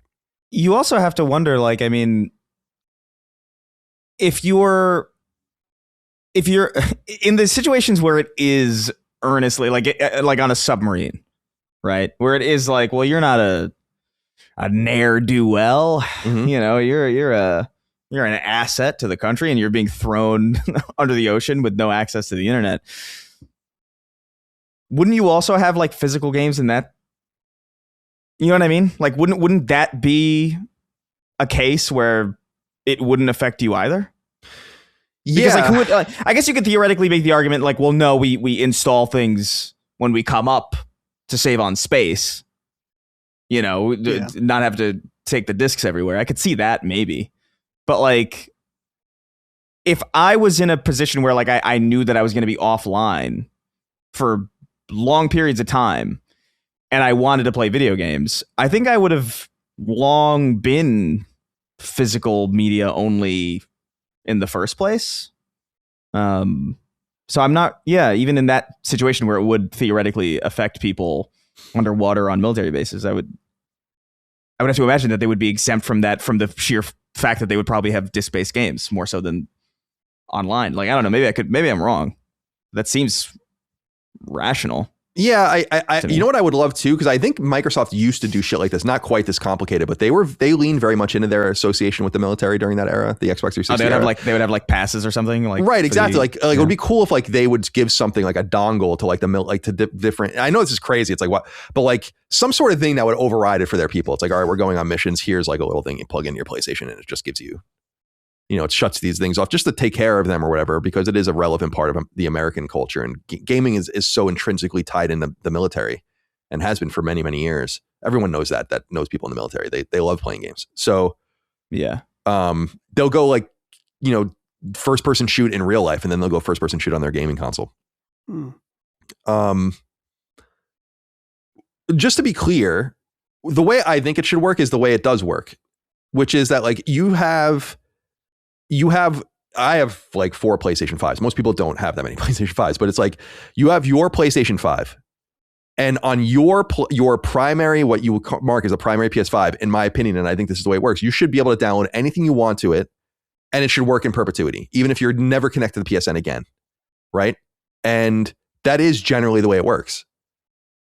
The thing where it stops is if you have like a secondary console.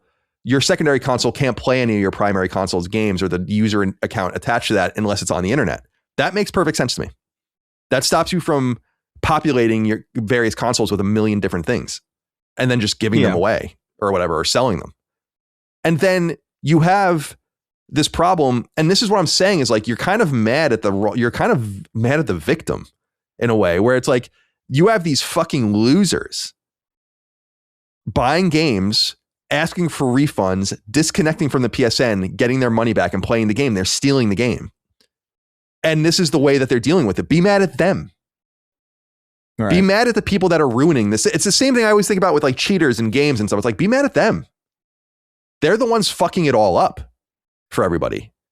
It's why I'm mad at the developers that fucked up the trophy system. It's why I'm mad at like all these different things. Like, yeah, like I'm not trying to defend Sony in some staunch way. I'm just saying I look at this and I'm like, I don't know exactly what you think should be happening with your digital games.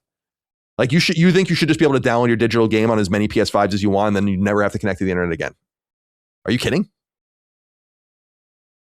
Like what do you think is what do you want? What do you that's like my whole confusion. Like what do you I tried to read a bunch of this stuff and I'm like, I don't know exactly what you guys want. Well, yeah, I don't know if it's devil's advocate necessarily, like, but the argument could be made that it's the same thing is not true for any other form of digital media. Technically, like the same protections don't necessarily exist for like MP3s, you know what I mean? Or like songs or podcasts or movies and TV. They have some, but like not necessarily. You could like rip The Office and like sell it. So this is a fairly like more stringent, more unique case, but I still agree. But there is that point. It all goes back to like, if people just acted normally, acted responsibly, respectfully, honestly, we wouldn't have any of these problems. But unfortunately, like all these things have to, just like society has to cater towards like the lowest common denominator. We could live in the fucking picture with the sci-fi picture, where, like, this is what society looks like if. Picture that always goes around. It's like, yeah, we could, sure, 100%. And it's the same thing here. If we didn't have a bunch of fucking losers stealing games, Yeah, there would be no impetus to even put work into researching how to figure out how to impose these kinds of restrictions that I'm sure they don't. I'm sure they wouldn't. They would rather not spend their time doing that. You know what I mean? Because it's money and time that they could spend elsewhere or just, relaxing. But like the fact that they do have something to combat is unfortunate. The level of pride, I've said this before and I'll say it again. The level of pride that people take in stealing games is crazy. And this is a huge problem in the Switch community. It's obviously a massive problem in the PC community, and it's been a problem in the PC community forever. I mean, I remember being a kid, like it was trivial to steal games on PC. Completely trivial. Like comically trivial. The idea of shareware. Like you could just take a copy of Doom on a fucking series of, discs and just put it on your console, computer, and then just do it again and again and again and again and again. And it was all based on honesty. And it wasn't great. A lot of people did it. A lot of people didn't. But like, so I know that's been an ever-present problem in that space, but it's like, stop stealing shit. And there would be no need for DRM. And you shouldn't be mad at the companies for executing on DRM. You should be mad at the people making it necessary. This is a law and order argument, dude. It's like, I'm sorry. It's like, it is what it is. Like you wouldn't steal a car. It's like going to the grocery store and like they have like the shampoo behind like a glass or something. Yeah. Theft is a problem, dude. Like it and just generally, and like just a lack of honesty. Like I would love to see a PlayStation ecosystem that was predicated on honest brokers dealing with the store and dealing with each other. We don't live in that world, unfortunately. Unfortunately, we don't. Not my fault. But so I get people's consternation when these things happen. But I feel like people need to look at things a little bit more on, and just the objective reality is if you can't connect your PlayStation 5 to the internet because like for some reason the internet's down for a long period of time, you have big fucking problems because everything's probably done. The internet's never going anywhere. You'll be able to connect I've said this a million times. The PSN will exist in decades. You'll still be able to, I believe it. I believe in 2050, you will be able to go on the PSN and play your PS4 games. I believe it. What about PS3? Hopefully they'll have solid. Did you see that Atari bought that studio? I actually didn't cover that. Yeah. Atari bought Implicit Conversions, the guys that do the Syrup engine that are trying to solve the PS3 thing. So maybe they'll give them more money and be able to sell that once and for all. I love what Atari's doing. Like cobbling together like this old school brand of port studios like Night Dive, technical teams like Implicit Conversions, compilation studios like Digital Eclipse. Really cool. Really like it. Shout out to you, Jason Polanski. He listens to the show. He's the senior producer over there. So, second favorite Polanski. Yeah, right. I'm gonna go turn my air off. It's fucking freezing in here. Okay, sure. Second favorite Polanski. Like that. That's good. So I'm sure some people are going to be mad at my response to this. I'm sure some people were even predicting that I was going to respond like this. But to me, I'm like, I don't know. The bigger question, of course. Oh, you're going to say something, Nelson? Please. Well, the thing that I find interesting about this is I'm always surprised at people learning or realizing that their digital games are not as flexible as their physical games. Like for example, we're going to talk about Soros later. I bought it digitally. I fully understand that that game is fully under Sony's control, my access to it. And that's something I sacrificed in order to buy it and play it with their early access, whatever. I just think it's weird when people don't even know that your physical game and your digital game are like under a different set of rule set. So when I see people freak out about this, I'm like, well, yeah, of course they can remove access or things like this can happen. It just depends on whether or not you care about that. But a lot of people are just totally unaware. So when things like this happen, I think people realize like, oh, I'm not a digital game. And I mean, technically this is true also for physical, but it's like, you're not buying the game. You're buying access to that game on your account. Right. A license. And that comes with all the stipulations, the license. And if you get banned, it's gone. Totally gone. Yeah. If you have a digital game though, or a physical game, sorry. If you have a physical game, Sony can't take that away from you. Then again, it's like, why what are you doing that you would get banned? Well, look at the many people that have written into us that have had situations happen to them that they got hacked or something weird with their account. Right. But again, these are dishonest brokers. You know what I mean? Like it's, and this goes back into what I was saying about you. They're all dishonest. No, I'm not saying the people getting hacked are dishonest. I'm saying you're catering towards the people that are hacking you. Right. Like there are all of these problems because we've dealt a lot with this. And this is Sony needs to solve this issue because it seems like people have, right. I mean, the suggestions are like, I don't know what's true and what's not. One of the people that were writing about it, I think was suggesting like that there are like people on the inside basically that are like, which is interesting. Like, I don't know if that's true. I don't want to say, I don't think one thing or the other. I don't really know. But the idea that like, that's a big problem that it's not to say that there aren't going to be problems and there aren't going to be complications. Of course they're going to be. It's not to say that the PSN might not go out one day. Like it, not like it did in 2011 or whatever, but like it did, for a day or for a half a day, and it inconveniences you and it fucks licenses up. It's like, yeah, that's just kind of the nature of online functionality. And again, I believe that this shouldn't be and isn't going to be a problem for most people that have a single PlayStation, because and again, in my experience, the primary PlayStation, which would be your PlayStation if you only own one, does not need to connect to the internet typically to confirm things. Once you have it on there, it almost operates like the old Wii, where like what's on your console is on your console. And to me, I don't have a problem with there being checks to make sure that people aren't acting dishonestly. As someone who's had his games stolen, I don't really appreciate it. And as someone who sees people openly flaunting their piracy on PC, on Switch, it's elsewhere, I think it's fucking lame. And it should be combated, and it's bad for the industry. If you don't want to pay for the games you're buying, you shouldn't be playing games. If you don't want to pay, that's redundant. If you don't want to pay for games, too fucking bad. That's my opinion. Yeah. Wait until a sale. We say it over and over again. You could basically spend nothing or next to nothing. And by the way, you could fruitfully play video games in the modern era and spend no money at all. Easily. Just bounce between the bajillion free-to-play games that don't ask you for anything.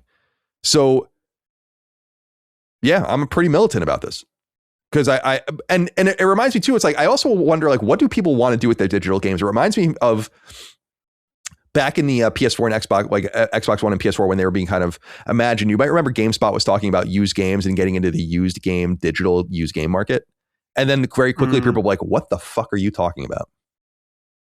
Yeah. The used, like you're going to have a used game digital market with like decaying prices. It's like, it doesn't even make any sense.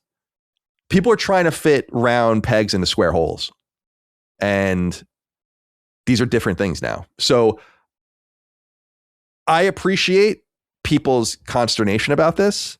I don't think this affects most people playing video games.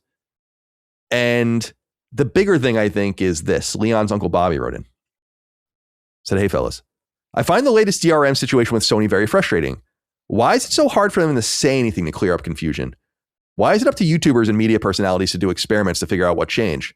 It fortunately looks like the initial fears were overblown, but I feel like this was an unforced error. I'm someone who buys a lot of digital games. DRM probably wouldn't have changed that, but at least I want to understand what I'm buying. It just feels kind of shady. Otherwise, I'll hang up and listen.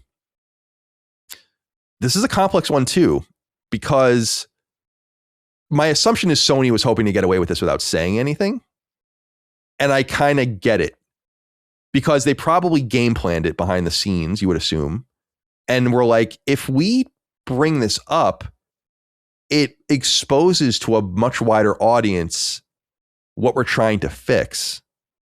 And it's us acknowledging that there's a major problem in the PlayStation ecosystem that requires, and does that make any sense to you guys? In other words, like, we're basically telling you 99.99% of you have no idea that you can refund games and go offline. If we tell you this, right, then we are potentially telling everyone exposing the console in a way. And I think that they looked at it like the way we should just not say anything.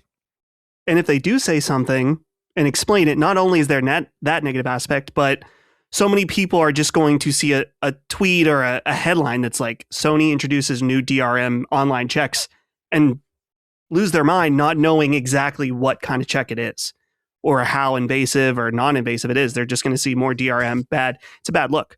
to for Sony. lose. Really. And to be fair, that happened anyway.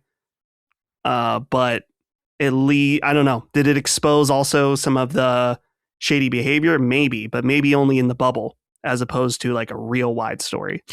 The other thing is that doesn't Steam operate like this?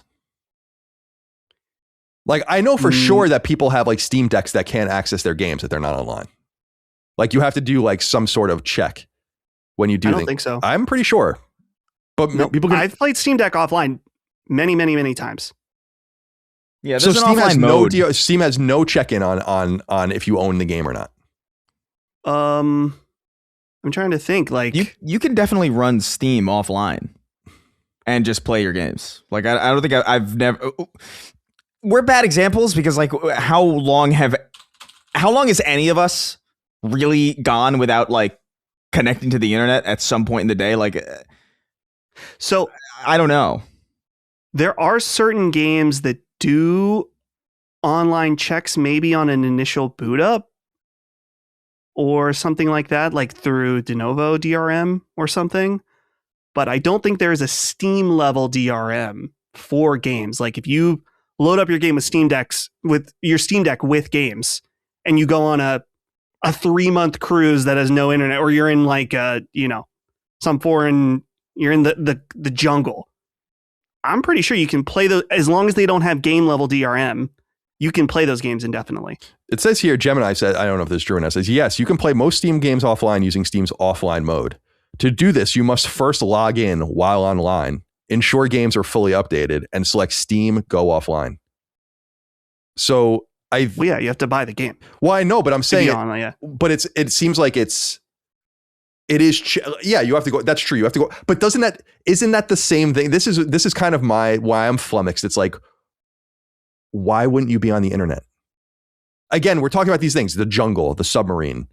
I get that. But otherwise, like for normal consumers, it's like, what are you doing offline? Like I think people are just searching for problems and there's a little consternation about things that wouldn't affect most people. Like most people even complaining about this will never run into this problem. This is the whole thing. I'm sorry, go ahead. If you have a PlayStation handheld, then that is a little different because, like, for example, I think Monster Hunter, not Wilds, the one before that, Monster Hunter Rise, I believe had an online DRM because I was on a trip to Cedar Point, and I think I just was like, I was in the hotel and I didn't plug my Steam Deck into Wi-Fi because I'm just playing some quick Monster Hunter, and I couldn't play until I logged onto the Steam Wi-Fi. So if you're on a plane or if you're in a car ride, I mean, I guess you could hotspot your phone to do the DRM check, but a portable device is much more likely to go a set amount of time without internet and a likely time when you might want to play a game, such as travel. So in a PlayStation situation, there could be more people that are temporarily offline to play their handheld if a bad DRM situation happened, but that's not the case. Like, I don't think that that's going to be a problem for the PlayStation handheld, even with this new edition. The bigger thing to me here is this was just a runaway train. Never coming back. Because, little Soul Asylum impression for you. Because it was just information put out there by people that didn't know any better, starting shit where there was none. It's just another example of that too. But it is what it is. Dustin, how mad is the audience going to be at me about this? I think that to say we're 100% a lot of bad actors, but I don't think there's any problem with people being like, something has changed in the DRM and Sony hasn't said anything. So what's going on? Like Spawnwave's video. I don't think he was doing anything wrong. No. And I think there were a lot of people just asking questions. Now, like, did I see like stupid memes where people are like, now Xbox, this is how you share games and stuff. And it's like, no, you know what I mean? So yes, there was a runaway train element, but I think asking questions about your digital rights management of purchasing, it's like Leon's Uncle Bobby said, it's like if you're an informed consumer, you might want to know, like, I might be okay with these changes, but what are they? Right. But at the same time, when I saw the story, I knew instinctively that there was nothing going on that was like, so why didn't like, I'm not saying Spawn Waiver, other people like that's like real journalism of I'm taking the battery out, I'm going to show you how it works. That's good shit. But I'm more wondering like why the instinct wasn't like Sony didn't just blow up their business. Right. Like, of course they didn't. And in a way, they're trying to protect the fringe of it from bad actors. And I think that that's good. But yeah, I understand that there's going to be people caught in the crossfire. Again, primary console, I believe offline, once you have a game, should be able to keep that game forever. And that may or may not be true depending on the game you have and how you have to connect to the internet for all of it, you know, for these various third-party DRMs. But that's what I think. So that like the games you buy are on the single console, and that's totally fine. I think that's great. Anything else? And again, blame the bad actors, blame the pirates, blame the people that are refunding games erroneously and all that kind of stuff, like shit you would never do or I would never do. We have to unfortunately bear the brunt of that. Very similar to how the criminal justice system in the United States is full of the same, 10 or 20% of people, and 80% of their people go around their life and they never have to deal with it, but they pay for it. They deal with the ramifications. They're victims of it and all the rest. It's the same kind of thing. And it sucks. But I don't know. It's an interesting story. I'm glad it happened because it gave us something to talk about. Because there's very little news other than that this week. Anything else to say about this before we move on? Runaway train never coming back. All right. Let's see. Who doesn't love a little Soul Asylum on a Thursday at 2:30 in the afternoon? MLB The Show mobile. We talked about this a while ago. It's slowly expanding out. Very exciting stuff. So you can pre-register right now for MLB The Show mobile. And it is being made by San Diego Studio. It's actually branded as a San Diego Studio game. And it's some sort of mixture, as we noted back in the day when we first talked about it, when it entered some sort of regional beta. It's like a card-based like mobile game that's accompanying but doesn't connect, unfortunately, to the console versions of the game. I think that would be really cool if it did. So you can go to theshowmobile.com, theshowmobile.com, and you can begin signing up and all of the rest. Now, the game so we talked about the game in December, and that's when it was made available in the Philippines. And in January, it became available in Nicaragua and Colombia, and then Panama, Dominican Republic, Australia, and then finally in March, Mexico, and this month, Canada. So they're slowly rolling out to kind of non-essential, but baseball playing places to try to get people going on this game and see what it's all about. You can sign up with your pre-registration and get information for MLB The Show mobile when it will be available in your market. There is no cross-play support, so it will not connect to MLB The Show on PS5, for instance, and so on and so forth. So I just wanted to throw that out there. It looks pretty cool. I think this game has got potential, actually. Let's remember, in March, the biggest game in the United States was MLB The Show. So, Dustin, will you be playing MLB The Show mobile on your iPhone? No, but I think it's cool, specifically because, like, in this write-up on the website, it says it combines real on-field action with deck building and card strategy. And so it's like, it has a little bit of that Pokemon mobile to it that has been huge for Pokemon, that the card trader game that has been big. You got your monetization built right in there that I'm sure Sony is thrilled about. People who love baseball cards as well could be into this. So I think it's neat that it's not just a straight version of MLB The Show. It has this neat card element to it, which makes it a tiny bit more attractive to me. But I'm just like ripping packs of things. I would be opening a card and not knowing who or what it even means. But it could be neat. So yeah.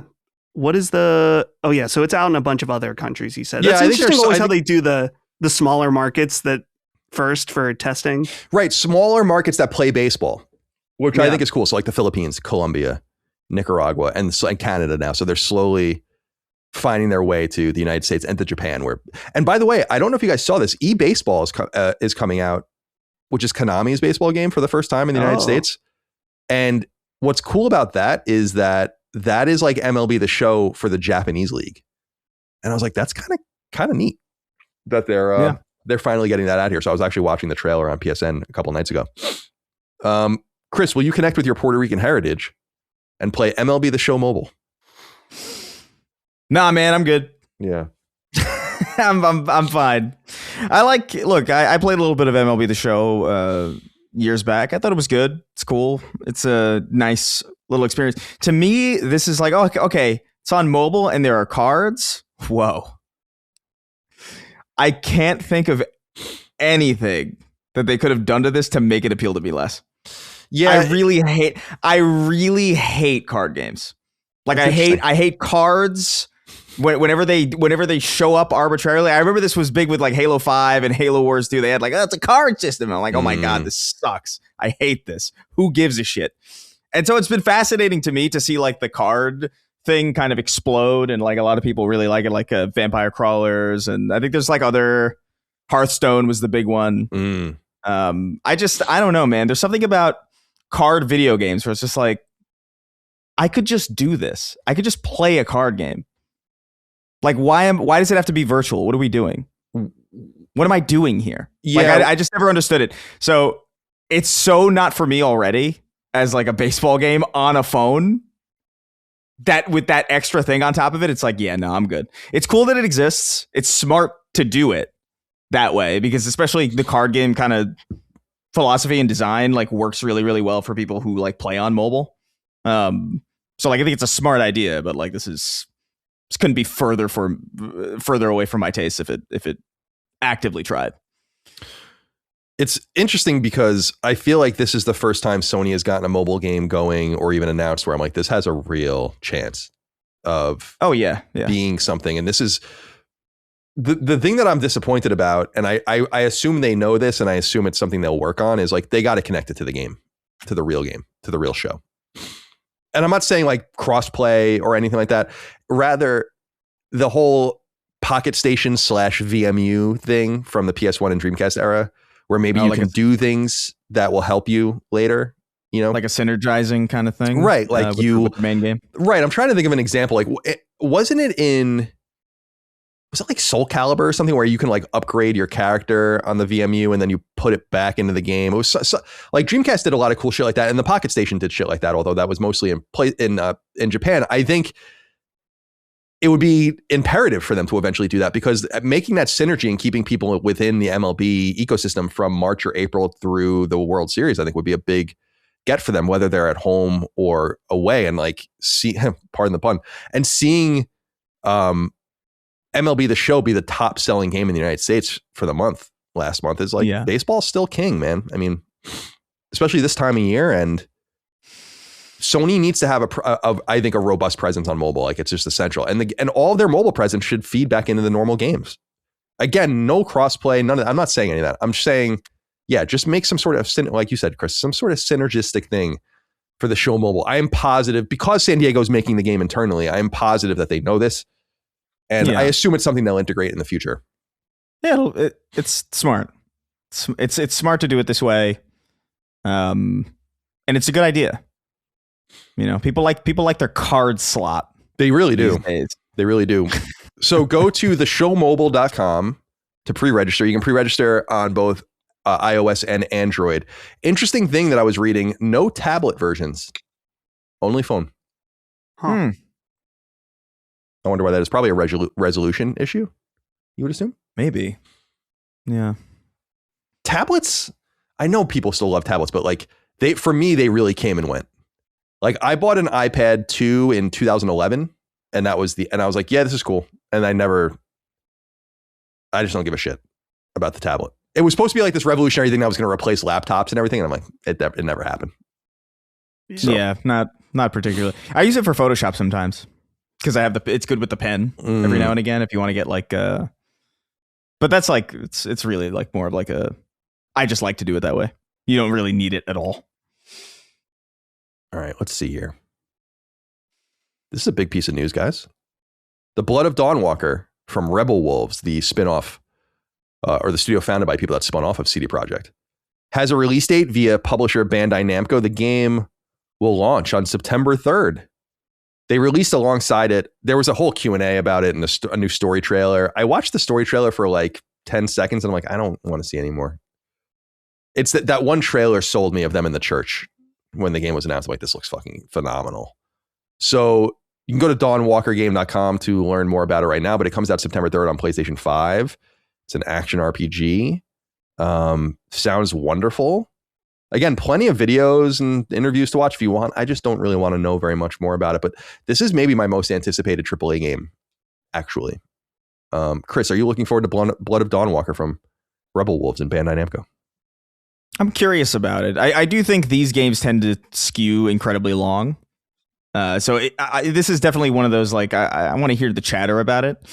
Because in my experience, a lot of really long games kind of run out of interesting gameplay loops to share with you, and they kind of like rely on how good the story is to pull you through, and that's good in some cases. Like Red Dead is kind of one of those things. Like I think Red Dead is like Red Dead 2 in particular. It's like it's such a good story that I don't mind that I'm like mashing the X button to run and like doing the same thing over and over again, because the story is that compelling. And if the story can be that compelling again with a game like this, then sure.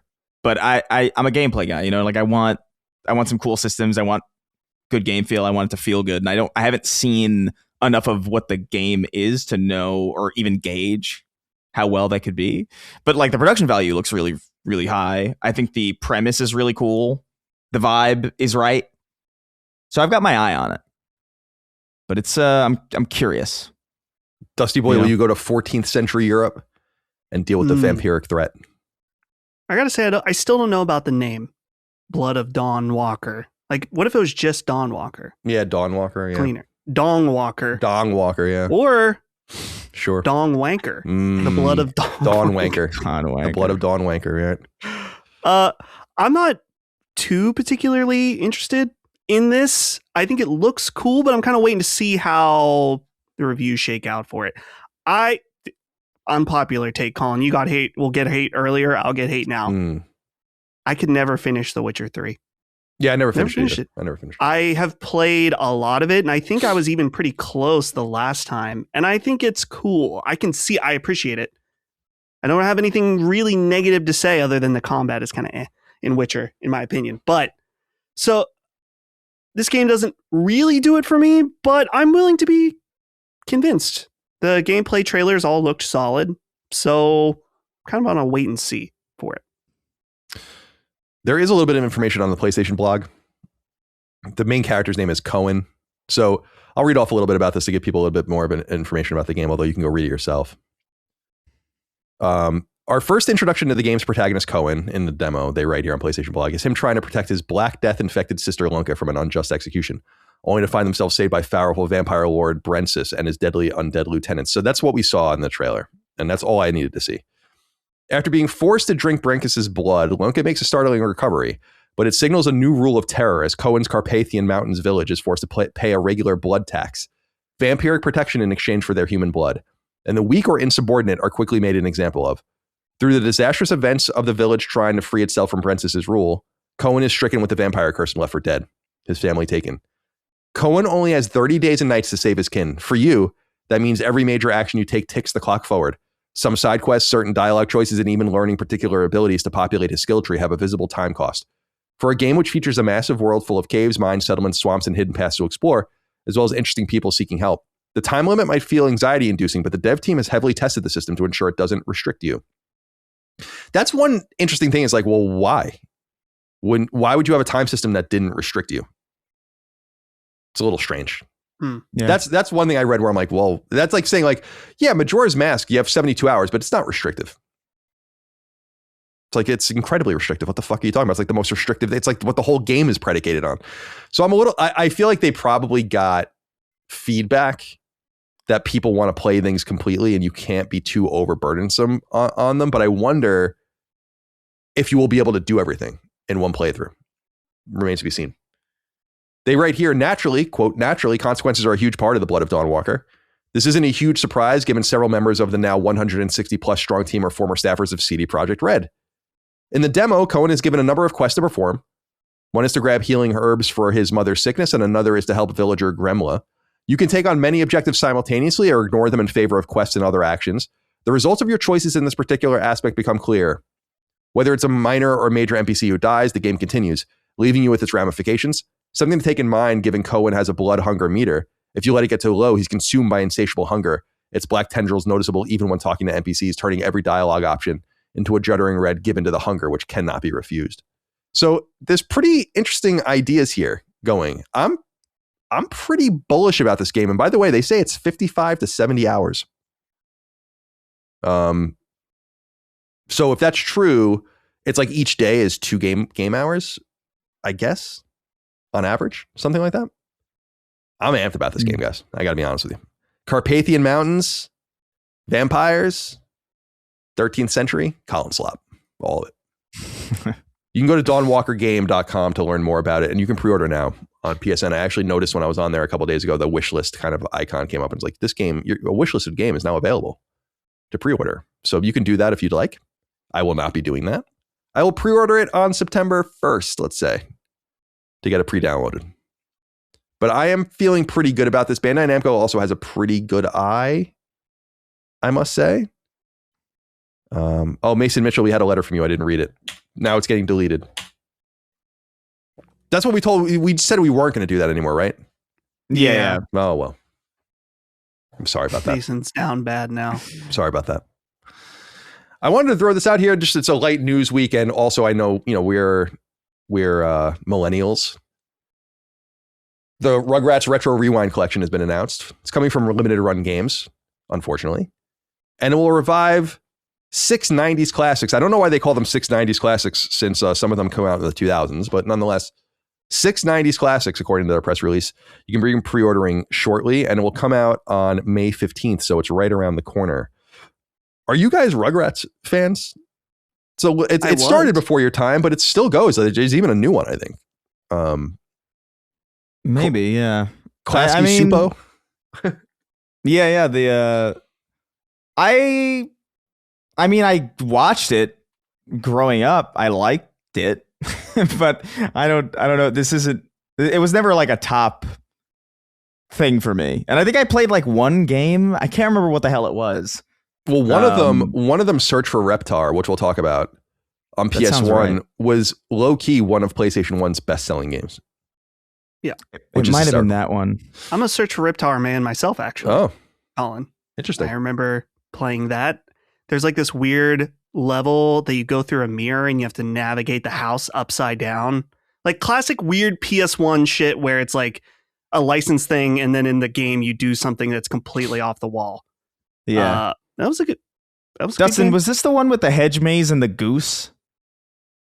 Do you know what I'm talking about? So familiar, dude. It's probably that, because I remember I have a very vague memory of playing a Rugrats game a long ass time ago. I don't think I owned it. I think I might have borrowed it, or it might have been a friend's game or something.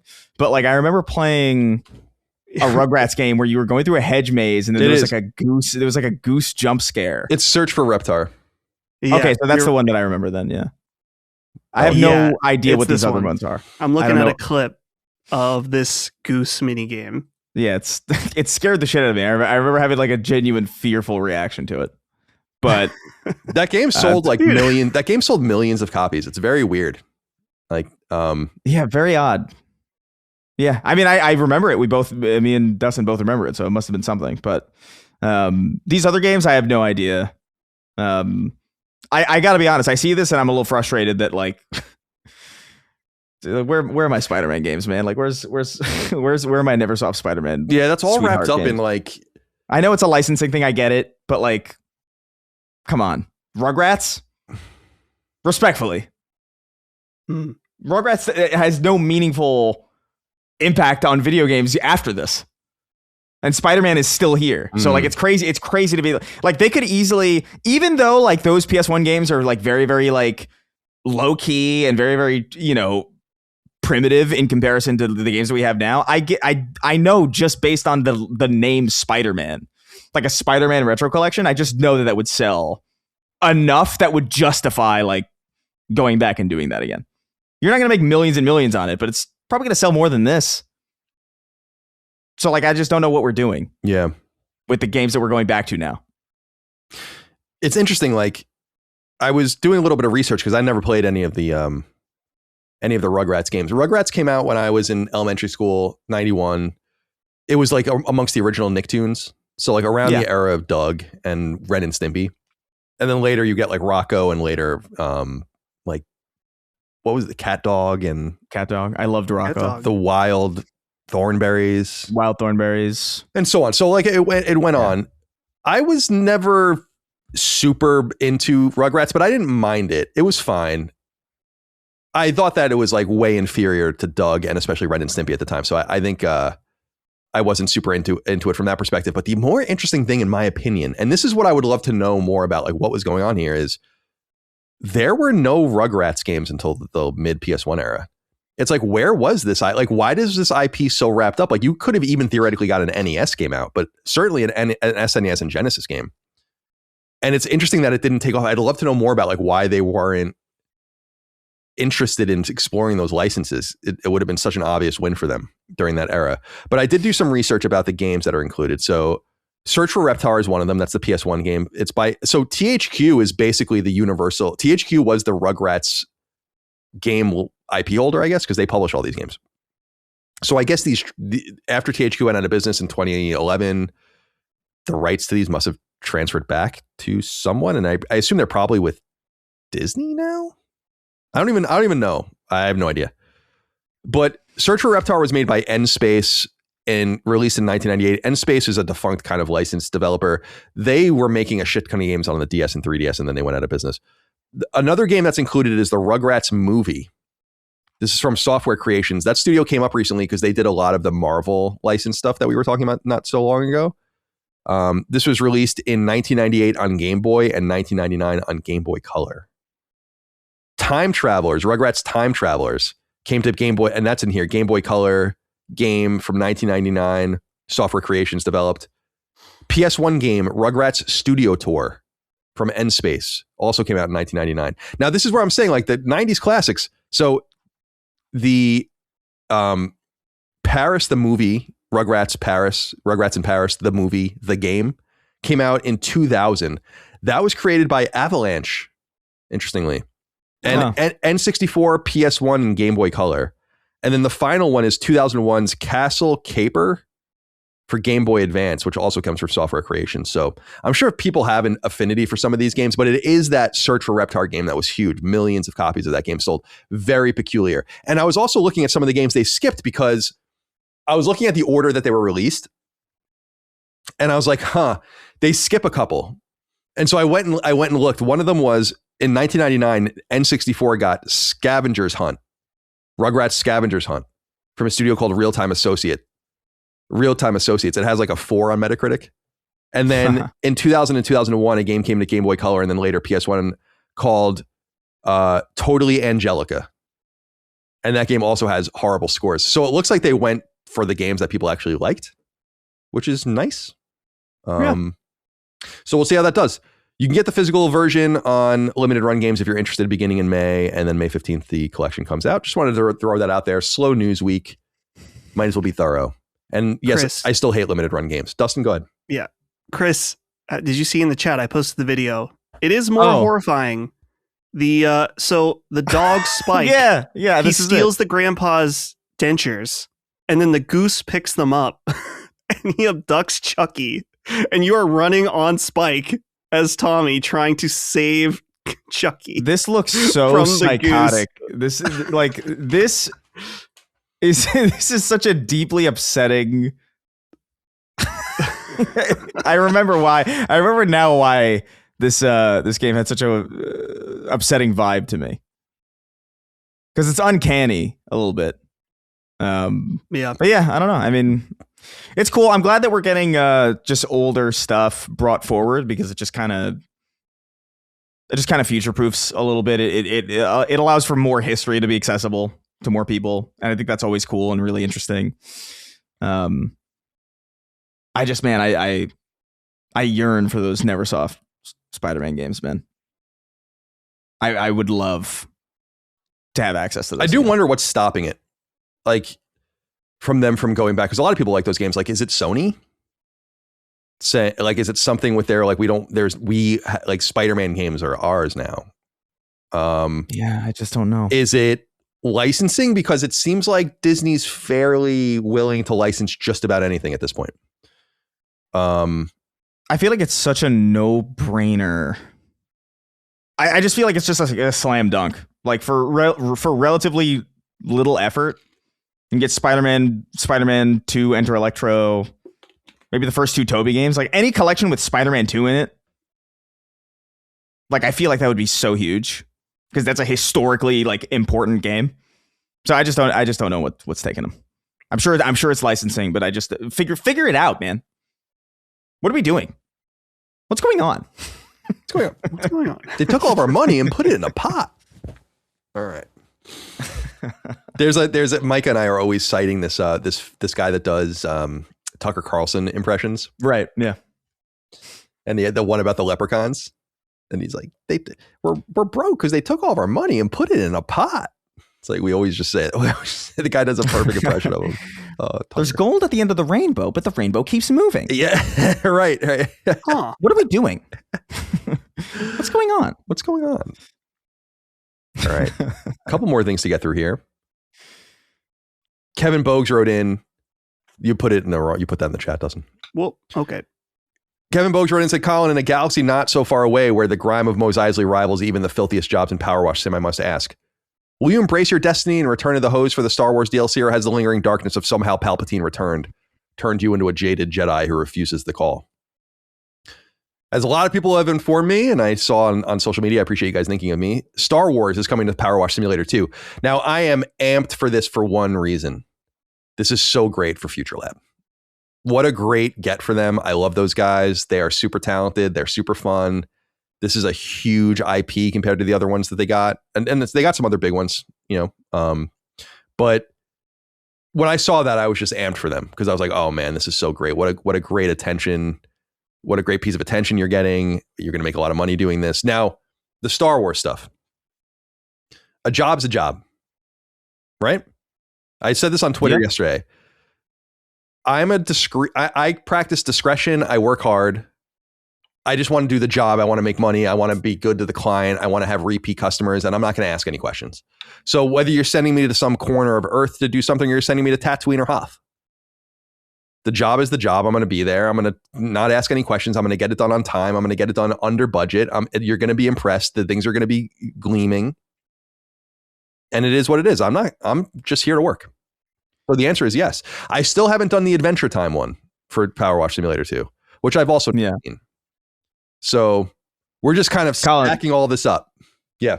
Colin, how over the moon would you be? I really feel like now would be a perfect time for something like this because of the way that it's awkwardly kind of resurged into popular culture. But like, dude, like a Sopranos. Oh my God, that would be so fun. Oh, dude. A Sopranos Power Wash Simulator. Tony's house with the pool. Mm-hmm. By the way, I was a little disappointed. I sent on something on the Sacred. Sometimes we send things on the thread we don't answer, but did you guys see the video I sent you of Tony and Christopher talking about Elden Ring? I think that's like one of the great Sopranos impressions I've seen in recent memory. So it's fucking excellent.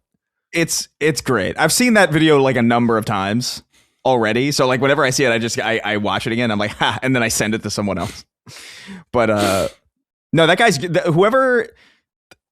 We've joked about this before, even on this show, but just like the idea of like highly impressionable people, like impersonatable people, I should say, just like knowing a lot about video games is just very funny. Mm-hmm.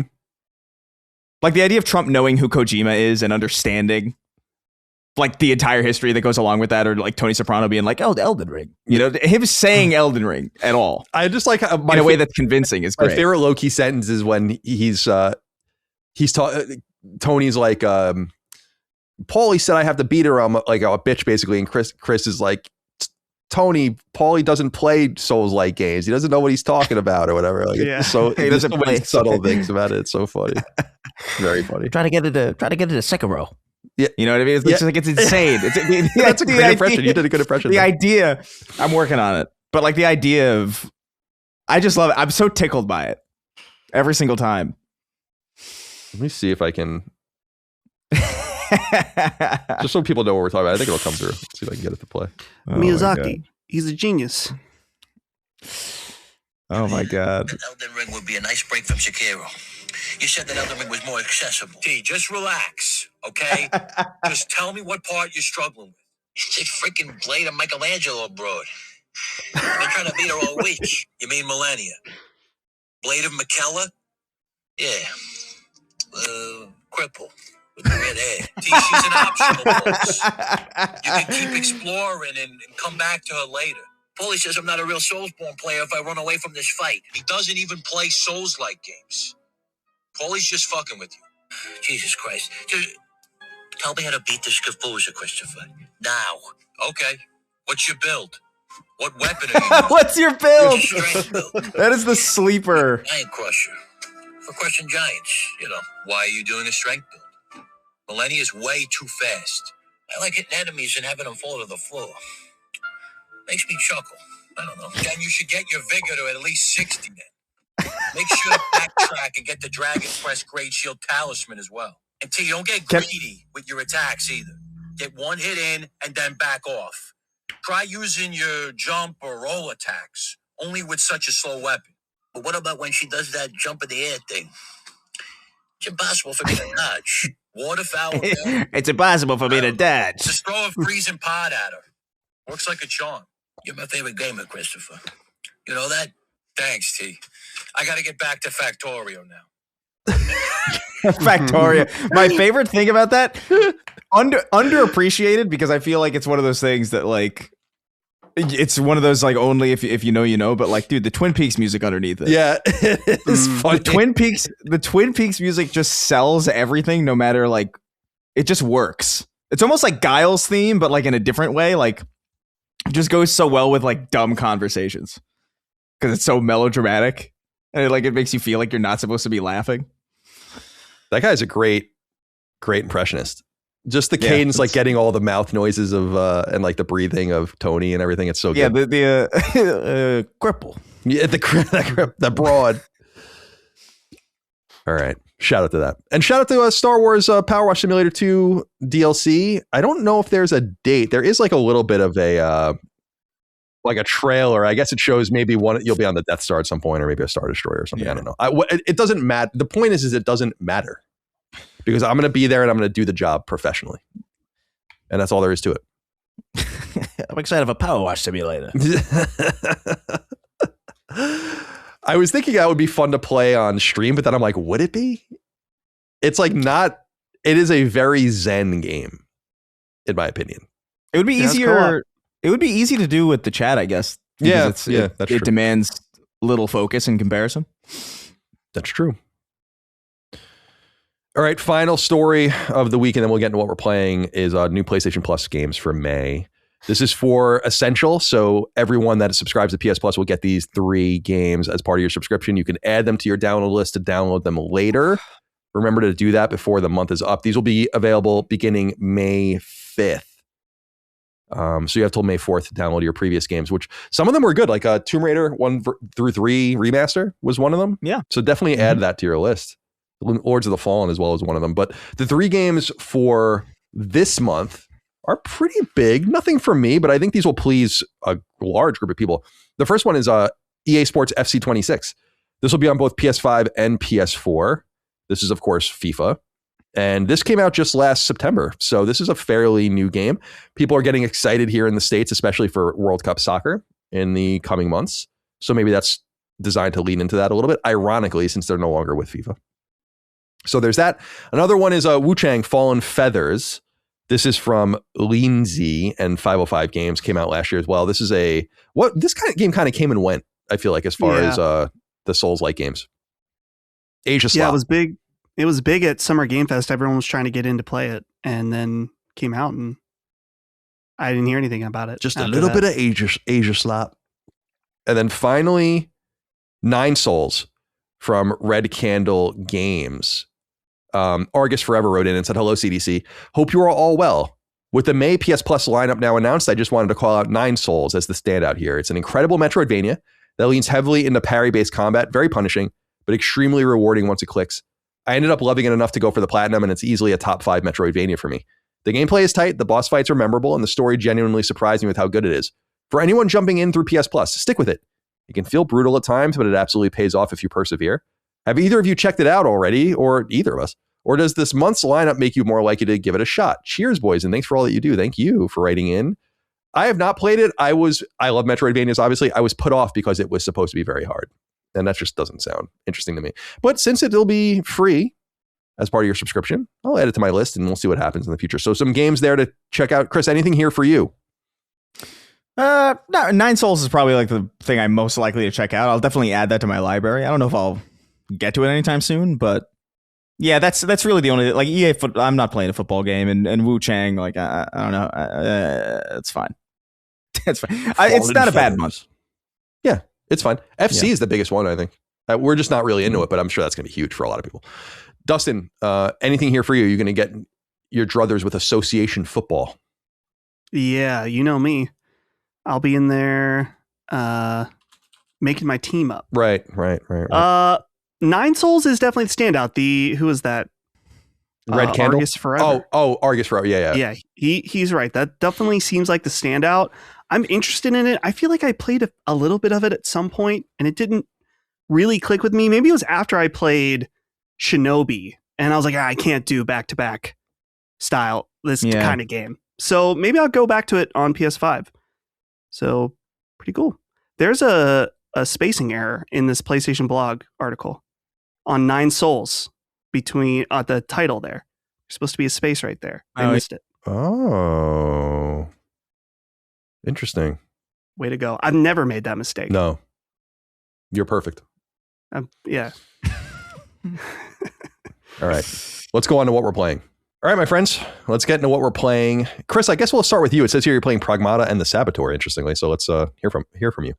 Yeah, so I'm still playing Pragmata. I have no idea how deep into it I am. I just hit a point though where I've gotten a new alt for Diana. So like I assume I'm kind of getting to the point where it's closing itself out. Like, I don't know, is it a particularly long game? Like, I don't think it was supposed to be like 12 hours, 14 hours, something like that. Right? Okay, good. Yeah. So I'm probably reaching the end.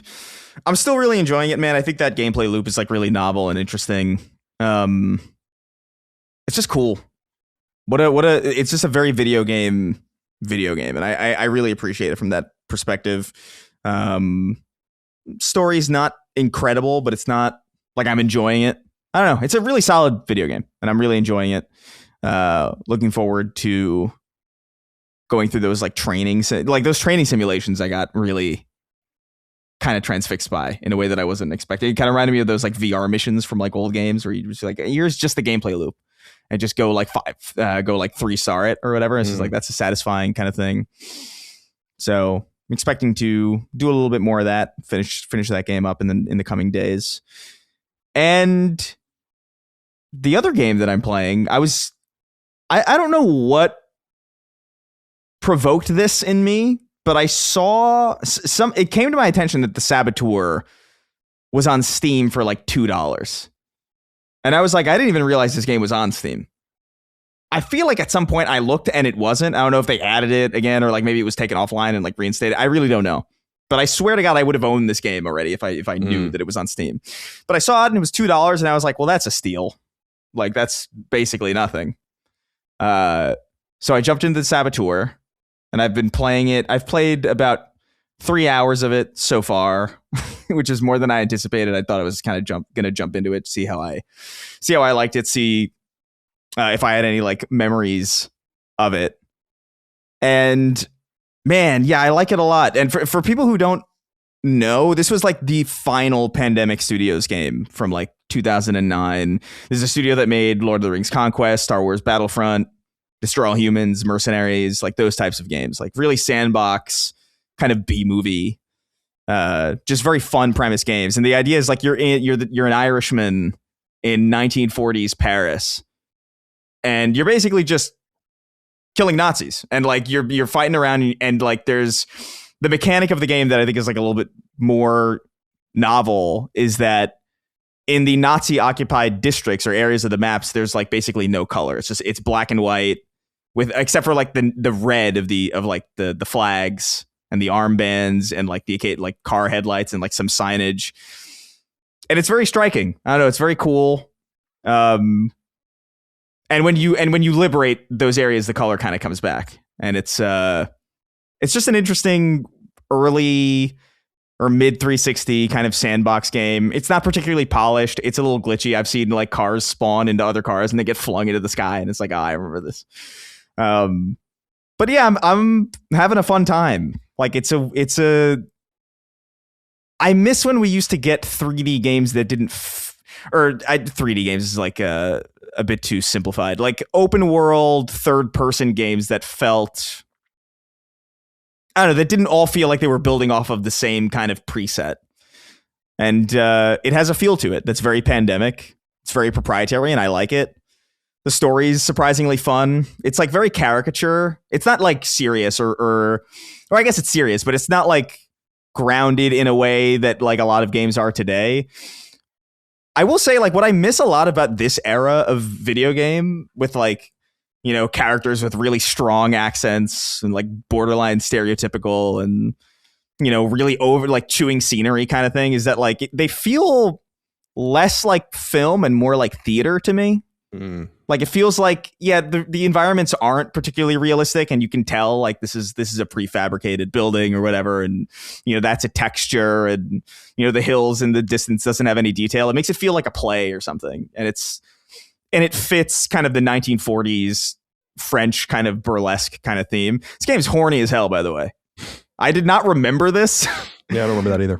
I don't remember at all like any of this, but like so much of the dialogue is about like, you know, just getting back to the burlesque club and like drowning in women. Like the opening shot is just on a burlesque, like not a bare chest, but damn near. And it's just like, it's second dude. It's like, it's very tassel breasts. Yeah. And it's just like, oh man, okay. And then, so I tweeted about it. I was like, damn, this game's way hornier than I remember it being. Because you figure like even in 2009, I'm in high school. Like I thought like maybe like, I feel like I would remember that, but I guess I just didn't care at that time. But yeah, and people were like, yeah, this game had like, I'm pretty sure people responded to my tweet about like, yeah, this game's horny as hell. And they were saying like, this game had like a season pass or like day one DLC that like basically added boobs to the game that made like the women topless. And I was like, what? And I looked it up and it's real. Like, it's like, there's like a midnight pass or something that made all the burlesque dancers take their tops off. And I was like, oh my God, what a time capsule of a video game that is. But it's fun. It's janky. It's clearly like the last pandemic game. So you can kind of tell that they're like kind of running out of budget as the game kind of goes along. It's like, it's not as polished as some of their other stuff. And not to say that their stuff was like exceptionally polished, but like you can feel it a little bit. But I love the premise of these games where it's just like, you're not like a superhero. You're not like, it's what I love about like games like Red Dead also, where it's just like, you're just a guy. You can do absurd shit. Like you can climb like Ezio in this, in 1940s France, which is like, you don't need it to be explained. It's just kind of fun to do. And it's cool that you can do it. But it's a fun little open world GTA like that we just kind of don't get anymore. And I just love the setting, man. I think 1940s Nazi occupied Paris is just, that's a fun idea to set a game in and to set a GTA like in. And I think it does a lot of it pretty well. Not award winning by any means, but I'm having a good time with it. And it's been kind of my nightly rotation of games where like I'll load it up on Steam Deck and I'll just play for a while and then I'll head to bed. But yeah, it's a blast from the past, the Saboteur. I just didn't expect to see it for that cheap and just across my feed at all. But I'm glad I'm dipping my toes into it. Next is Saros when that launches. I know you guys are playing the pre-release or the early access. Yeah, they didn't get me exactly. But yeah, I don't even know that I needed to get God. I probably would have been fine because I've only played it for a few hours, so it's like kind of a waste of money. But I'm happy to give Housemarque a little bit extra cash. Yeah, not that any of it will find its way to them, but okay, cool. Yeah, the Saboteur I have fond memories of as well. I never played it very deeply, but I have deep memories of like I remember I brought it home and like just remember there being a building you're climbing. I mean, it's very vague, but like and light coming out of the wind, like you were saying, like the the play between dark and light or whatever, and like Yeah. I just have a very visual memory of that game. It's one of these games where like we often get into this trap in this industry, and I get it because it is about money and about making a financial investment that like will yield some return, where we get into the habit of like, okay, we're going to remake something that everybody loves already. And just do it slightly better, or in some cases potentially worse, because you're taking games that are universally beloved and tweaking them in ways that like might ruin some, like that one little card in the House of Card that makes it so special that like kind of turns. It's kind of like I would argue like the art style of the Insane trilogy kind of does that, where it loses the angularity of like those original PS1 games. Like obviously it would, but like it loses something in that translation. I would love for like a game like this to have like a remake, or like not a remake, but like take this and do it with like a bigger, like a better budget, like flesh it out. It's a great idea, and it's a great premise, and it's fun, and you could do so much more with it.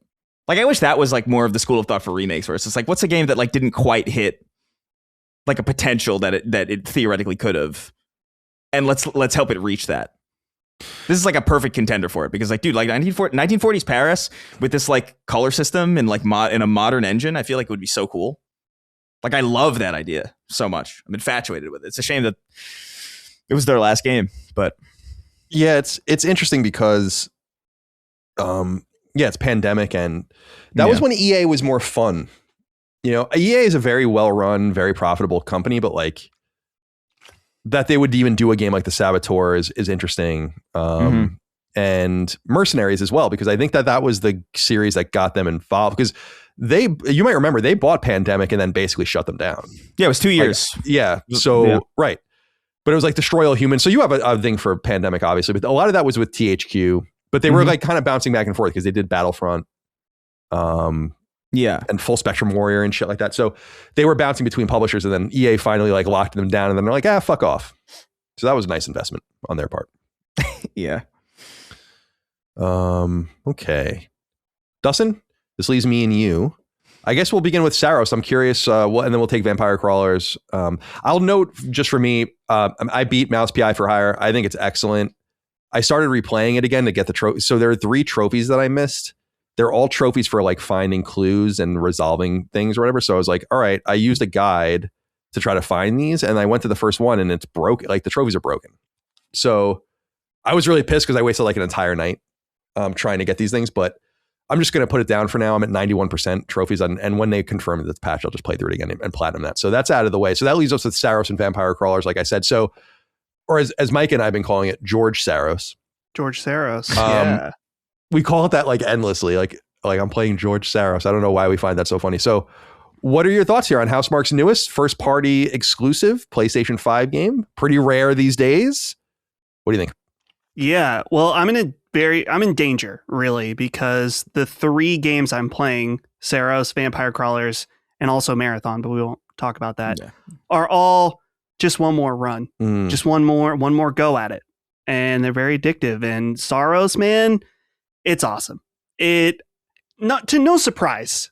Immediately when I started playing, I was like, oh yeah. Housemarque, they got the sauce, the game feel specifically. So good.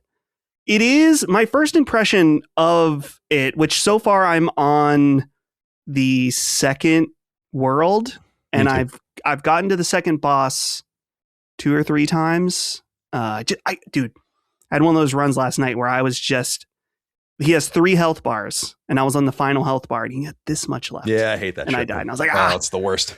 So my impression right now is that it is very much Returnal 2 in a lot of ways. It's formatted very similar to Returnal, but also pretty different at the same time. I'm gonna have to lean on you, Colin, to remember some Returnal stuff, because I was trying to remember certain aspects. Probably the biggest new addition is the shield.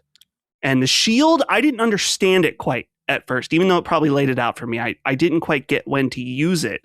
But the cool thing about the shield is that when you get hit with blue orbs, you use the shield and you can absorb them into your own energy to use your alt attack. And once that finally clicked for me, I was like, okay, this is kind of sick. Like, I'm actually kind of like, go ahead, man. Like, go ahead, shoot those delicious blue orbs for me to chew up so I can shoot them back at you. But the main thing that I wanted to ask you, Colin, is about the difference is that it seems like overall it's going to be a lot easier of a game. Yeah, definitely. The way I felt about it is like you do a run, you get a lot of whatever their XP is. I can't remember. Ether? No, ether is the health, the Illuminite or whatever. Illuminite. Yeah. You gather a bunch of Illuminite. Eventually you're probably gonna die. And then in between levels, when you're in between at your like hub station, you level up. And every time you level up, you're basically lowering the difficulty for your next run. And so, and this works for a roguelike where it's like every time you go out, you get a little, you level up, it makes the next run easier. And eventually it will cap you on how much you can level up. And if you can't do it at that point, it's like, yeah, come on, man. Like it's the first boss, I pretty much fully capped out my level. And then when I went to do the boss, it was trivial at that point. So it seems like it's probably a more forgiving experience of Returnal. I'm trying to remember exactly, like Returnal, I think required you to do a lot more in each run. Yeah, the thing about Returnal was, and this is only in my memory because I, as the audience probably remembers, I recently replayed it. And I played Returnal for 140 hours, so I have a lot of experience with it. I platinumed it. I have 100% of the Tower of Sisyphus, so it's definitely in my mind right now, and I love it. It is a substantially more difficult game that requires, you might remember this, is like when you're going for boss runs, you can actually start jumping around from biome to biome and like skip things. But like part of what makes the game, and I was talking about this with Brad on Summon Sign, part of what makes Returnal so interesting, I think, is the risk reward of it. Right. It's like, I'm going to go fight this boss and I'm going to spend 2 hours before I go fight the boss, running around, finding health upgrades, getting better weapons, getting my proficiency meter higher so I find better weapons, and then I'm going to go fight it.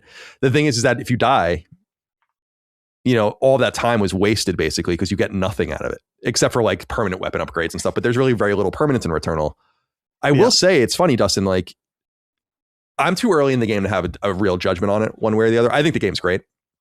But like really getting into the nitty gritty, I'm going to need many dozens more hours to like really figure out the game.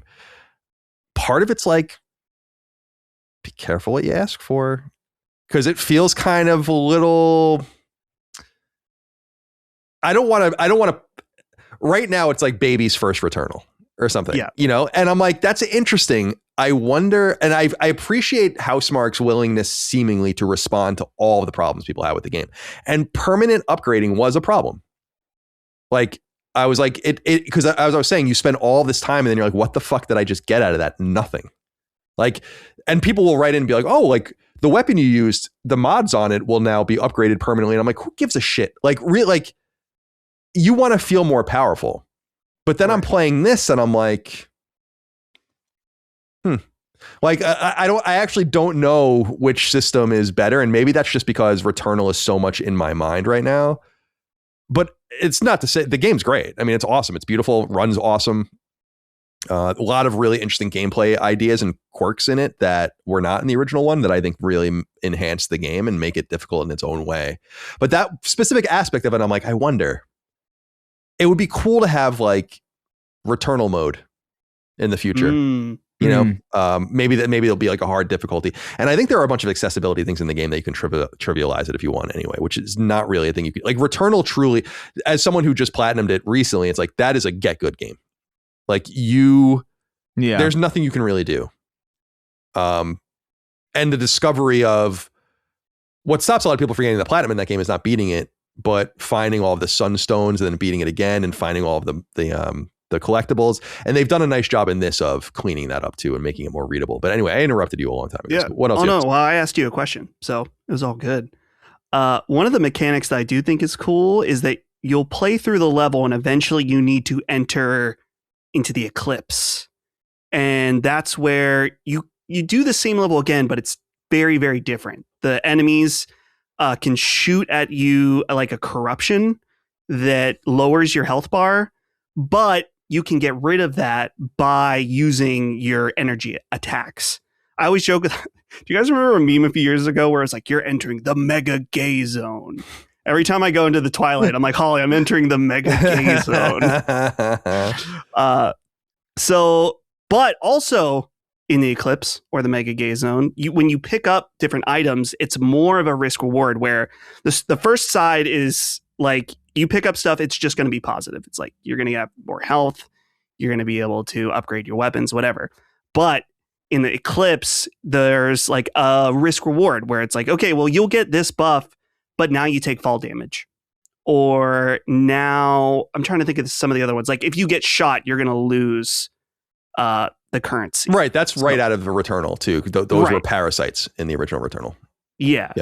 So I like that because, much like Returnal, there's certain times I'm like, dude, I'm almost to the boss fight. And there's a debuff that's like you don't do as much damage when you're standing still. It's like, well, I'm never standing still in this game.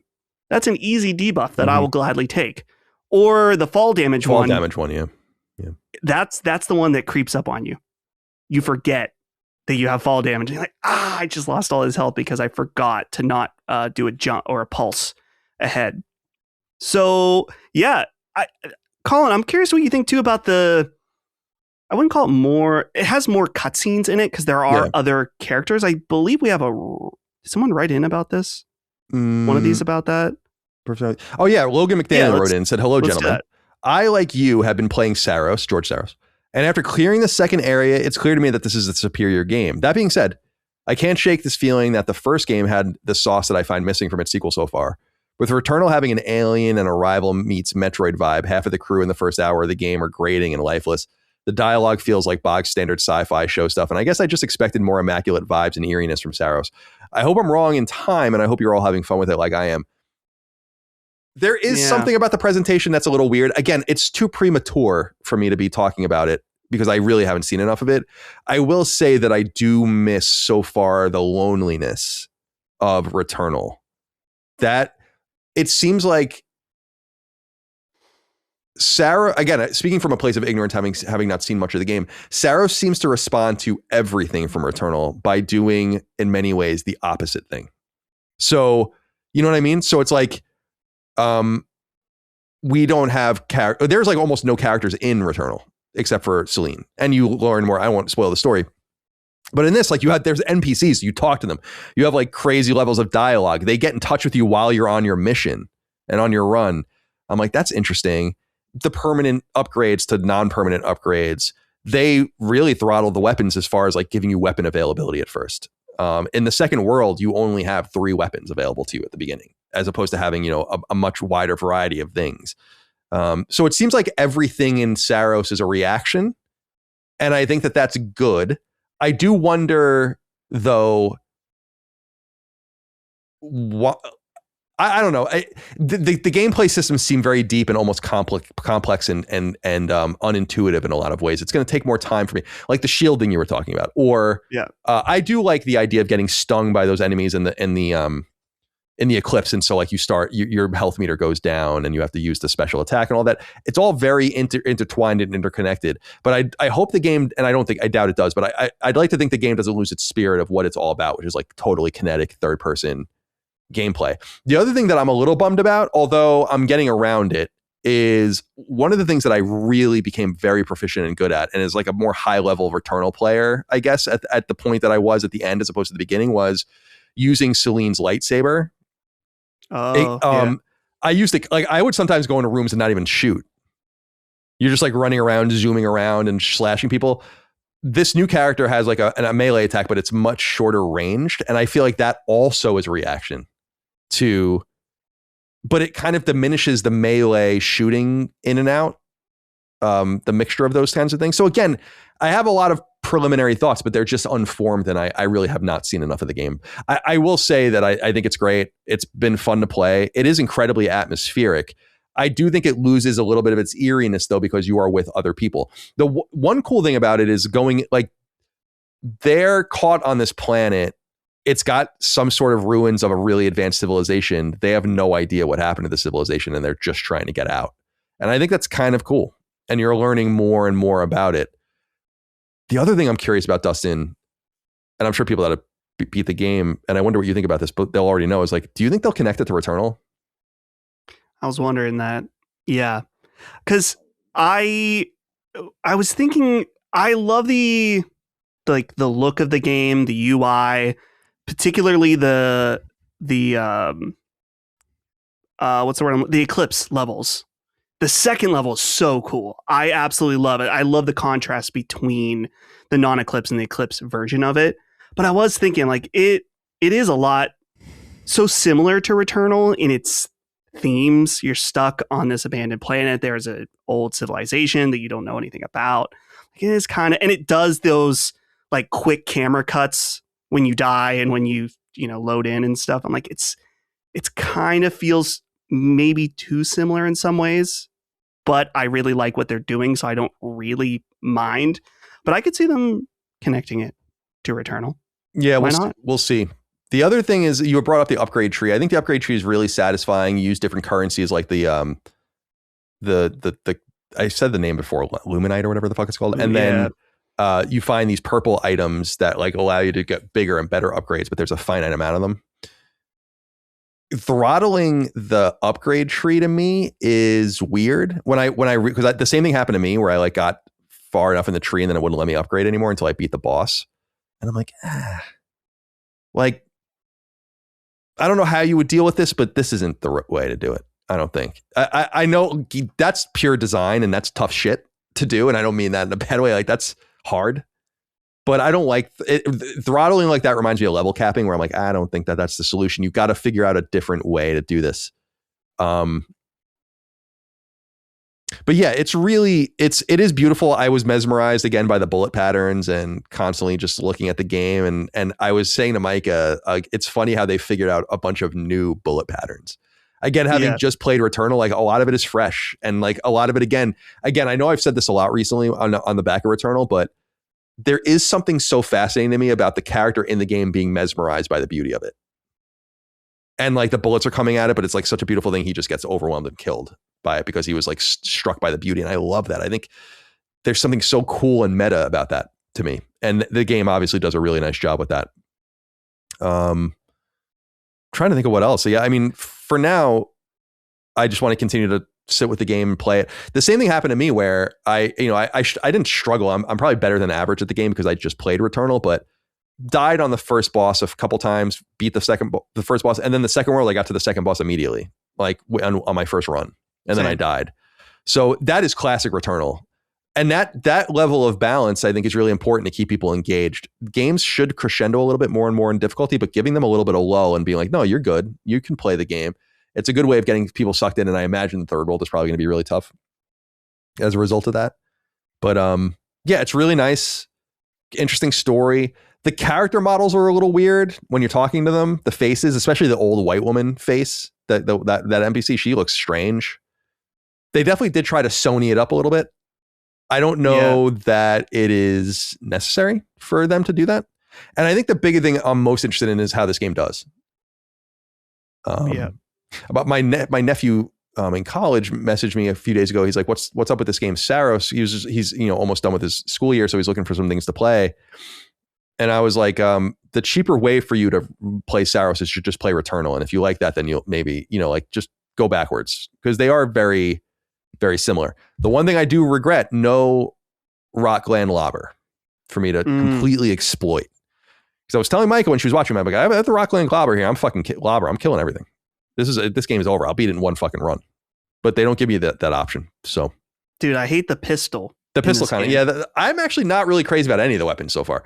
Like the assault rifle, and then you get the shotgun. That's as far as I've gotten. Yeah. Well, there's two assault rifles. There's one that's more automatic, like the bullets are more homing, so you don't have to worry as much about aiming.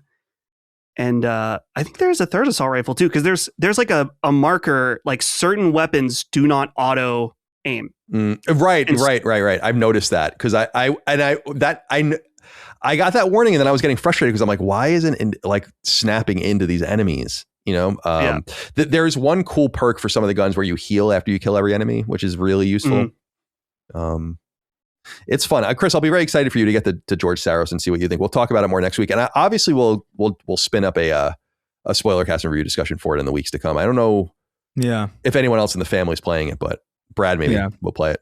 But I'm excited to. When's it properly out? Today, when we're recording. Oh, okay, perfect. Yeah, I just want to. I was looking at it. I was like, do I want to start as like I'm playing 3 third-person shooting games right now? The Saboteur is like the least important one, but like Pragmata, I'm so deep into that. I want to get that done, and then. But I'm looking forward to it. Like, I mean, I really liked Returnal a lot, and I have no doubts that Saros is going to be fun. I would imagine it's just it just feels tighter. That's all you can really ask. Zach Cohen wrote in and said, "Hey CDC, I got by the Saros pre-order, but damn, was it worth it? One quibble though: who would housemark has the tentacle porn fetish? Returnal was full of tentacles, but it fit the meta narrative about the car crash in the water. Okay, fine. But now there are tentacles coming out of every crevice of Carcosa, and every time the sun gets obscured a little, they even took the time to make the tentacles squeal and react when you shoot them. What gives? I wanted to read this because I noticed that like they actually react when you shoot at them. I don't know if anyone has a tentacle. You know, Finland's a weird place. Yeah, I feel dark like there. You know, snowy. I don't know, man. This kind of feels like a self-report in some ways. Because like I don't know if I immediately it's like what we were think saying of, about Pragmata. kind Like, of, yeah. Because like I don't immediately like when I see tentacles, I don't immediately think of porn. You know what I mean? I just like I don't know. I just think of tentacles. I think of like sea creatures or whatever. That's good stuff. That's true. That's a good point. And then finally, Vampire Crawlers. This game. I've been playing it at night on my Portal before I go to bed, and I just like do a run. I did a run last night. It's we did a sacred streaming on it, so you can go watch us play it. It's excellent. And is there a black person here? Wrote in. No. What is that from? What is that? I don't know. It's definitely some sketch I saw. I remember seeing this sketch on Twitter. I don't remember who did it or like who was in it. But like, yeah, it's just like some guy going into a room. It's like, is there a black person here? And it's like there's a white person, a black person talking. It's like, is he serious? He says, "Hey boys, Colin, I noticed you got bit by the vampire crawlers bug, and now you're in a dangerous position. Will you be able to fight the addiction and keep up with the other games on your plate, or is the best way forward simply giving in and letting crawlers run a train on you until you're broken and discarded like a cheap hooker? Cheers and keep up the great content." That's brutal. But it could be possible. It is a very addictive game. It's on my mind a lot. I am trying to it is a perfect companion game. So as long as you don't get sucked into playing it as your main game, I think you'll be okay. But I think about it a lot. It's excellent. It really is. There's something so fun and so playable, very similar to Vampire Survivors about this game. Highly recommended. Shit ton of trophies if you're into that. But there's just something about it. It's great. It really is. It's a really wonderful game. I'm really, really enjoying it. It is one of those life ruiners for sure. And I think you got to be very cautious about that. Although I hear you can get the platinum. I'm not even really paying attention to the trophies you just earn. I think I've earned 40 trophies so far. Just not even. So it's not like you really have to go out of your way necessarily. But I heard that like it's 20 hours to platinum maybe. So I don't know how big the entire game is. I don't know if it's as chock full of content. Like Vampire Survivors is fucking huge, but I think it was huge by the time it came to PlayStation, if that makes any sense. So like they had updated it a million times and it had all the content. So I do believe that Vampire Crawlers feels smaller, but I think it's probably bigger than Vampire Survivors was as a game before they updated it. And since we got it day and date, unlike years later, like we got it on PlayStation, I think that's a reflection of that. So I'm sure they'll add much more to it as time goes on, but it's a highly playable game. It's just fun. It's just fun. It reminds. I was playing Puzzle Quest 3 or something, on my Portal some months ago. It just reminds me of that, and like it's just a game. If that makes any sense, it's just a game. You just play it, and there's really no purpose other than just having fun, unlocking things, getting stronger, doing a shit ton of damage, breaking it, which was a big part of Vampire Survivors and is a big part of breaking Vampire Crawlers as well. So I am really enjoying it. Do you have anything you want to add about George Vampire Crawlers? George Vampire Crawlers. I've been loving this game. I was saying on the stream, I figured out ways to break it, and it gets so satisfying when you do that. And yeah, Holly has already beaten this. the other day. She was like, "I Wow, just so got she to yeah, the so it credits." is short. It is short. Yeah. Yeah, she still has plenty of stuff that she can do, but yeah, it's awesome. I recommend it, even if you're not into card games. There's not a demo on PlayStation, but there is a demo on Steam that you can check out. And I knew within 10 minutes playing that demo, I was like, oh yeah, I'm gonna love this. So it's really fun. I highly recommend it. We were saying on stream too, for any Vita fans out there, although I should look because I think they ported it. I was saying I don't play many first person dungeon crawling type games, and this isn't really a dungeon crawler per se, like a DRPG, but it's based on that. And yeah, it's not. So I was saying Drinkbox's Severed was the last time I had played a game with that perspective where you're moving around like that or whatever. And I love that fucking game. And that was, people might remember, released exclusively at the time on Vita by Drinkbox. It's on Switch, so you can go check it out. If you've never played Severed, that's a hell of a game. Hell of a game. Feel a sneeze coming. Oh, Excuse me. there it is. There You it is. mute the sneeze, but not the farts. No, the farts are I a little love more that. novel. I muted it before because someone else was talking, but I farted so loud when someone was talking like an hour ago, and it would have been a great one. But There's lots. Monday's stream, you were on flatulent. something. Yeah. Oh man. So a lot of good games, dude. I mean, there's a lot of and I haven't even gotten to Pragmata yet. Like, and I'm really excited to get to that. So Yeah. we slowly get through these things as they come. That's all we can Did do. you before we switch gears into the final inquiries, did you see the trailer for Resident Evil? I saw that came out today, but I have not watched it yet. You saw it? Oh yeah, Zach Kreger's Resident Evil. I'm so stoked. I'm so excited about it. I can't even tell you. Zach Kreger is like one of my favorite like new directors. Like he did Weapons, which I loved. Barbarian, which is also awesome. I just think like it's a great teaser. Everybody should check it out if you haven't seen it. It's like it's doing what I wish most adaptations would do, which is just like taking place in the world and just not being stuck having to follow established characters. Yeah. And I'm stoked about it. It looks so good. I was talking to Jimmy about it this morning, and we were, not arguing. We were just going back and forth a little bit, because I was like, I am mixed on this, because like you, Chris, I loved Weapons. I liked Barbarian a lot. And so I'm down for, I'm confident this will be, at the very least, a good movie. Yeah. But I was thinking, like, if someone just presented this trailer in front of me and they removed the title at the end, Resident Evil, would I know it's a Resident Evil movie at all? So I'm hoping that some of the, like, I'm with you that I don't want a movie version of Resident Evil 2. Yeah. I love this idea of doing something else in the world.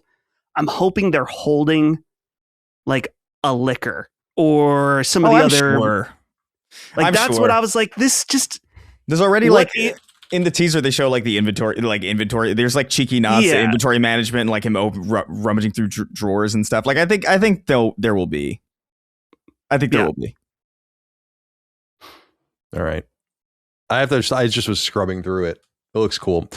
I agree. Like, these universes are so big that you don't have to do anything with anyone or anything, which is, it is like Resident Evil. Like, no, you don't have to, you can disassociate from everything and it could still be exciting.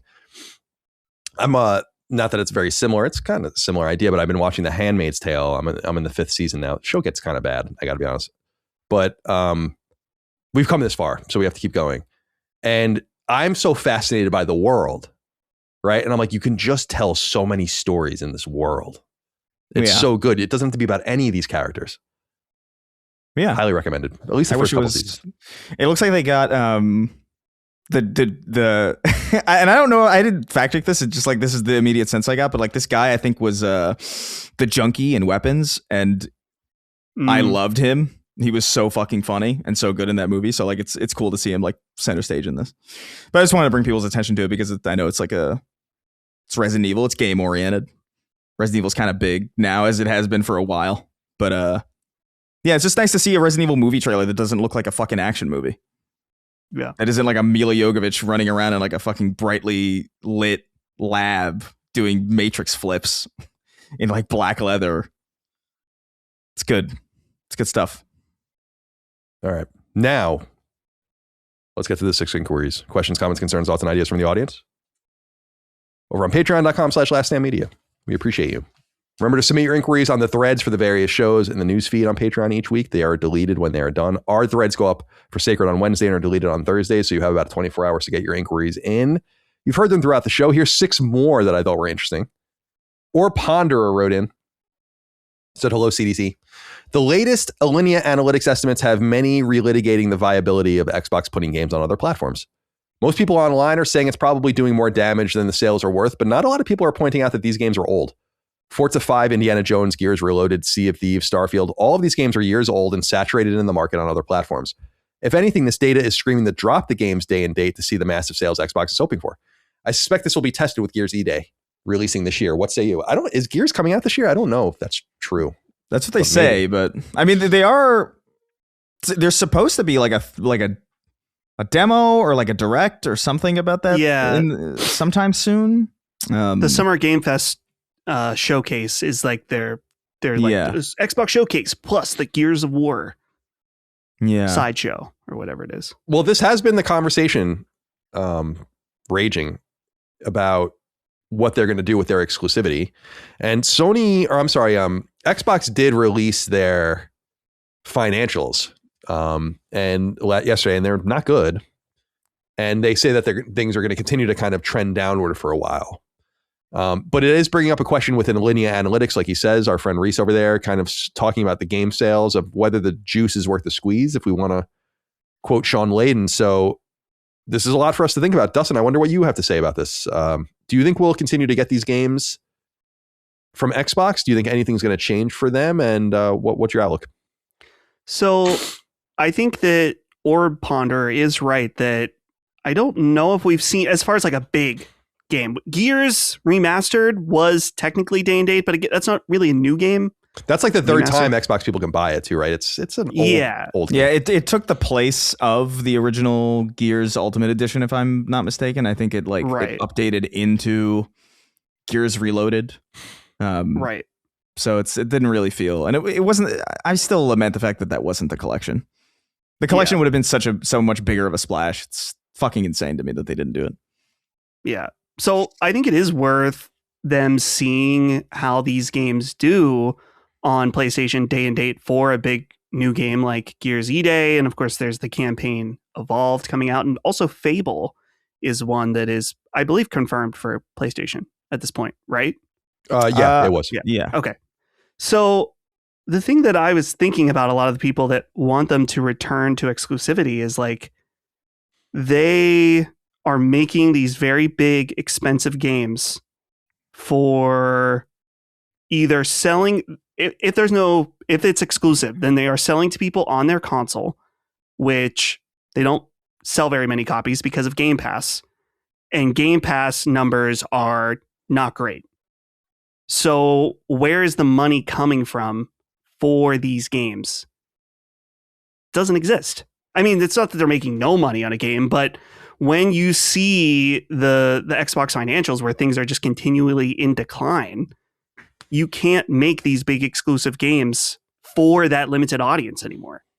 Unless there's some kind of major shift that happens where people suddenly start flocking to Xbox hardware and Xbox Game Pass. And they're not. So if you want these games to exist at all, they need to be released in a way that they can actually make money on them. And unfortunately, the Xbox platform has shown that is not the case. So things would have to be majorly different.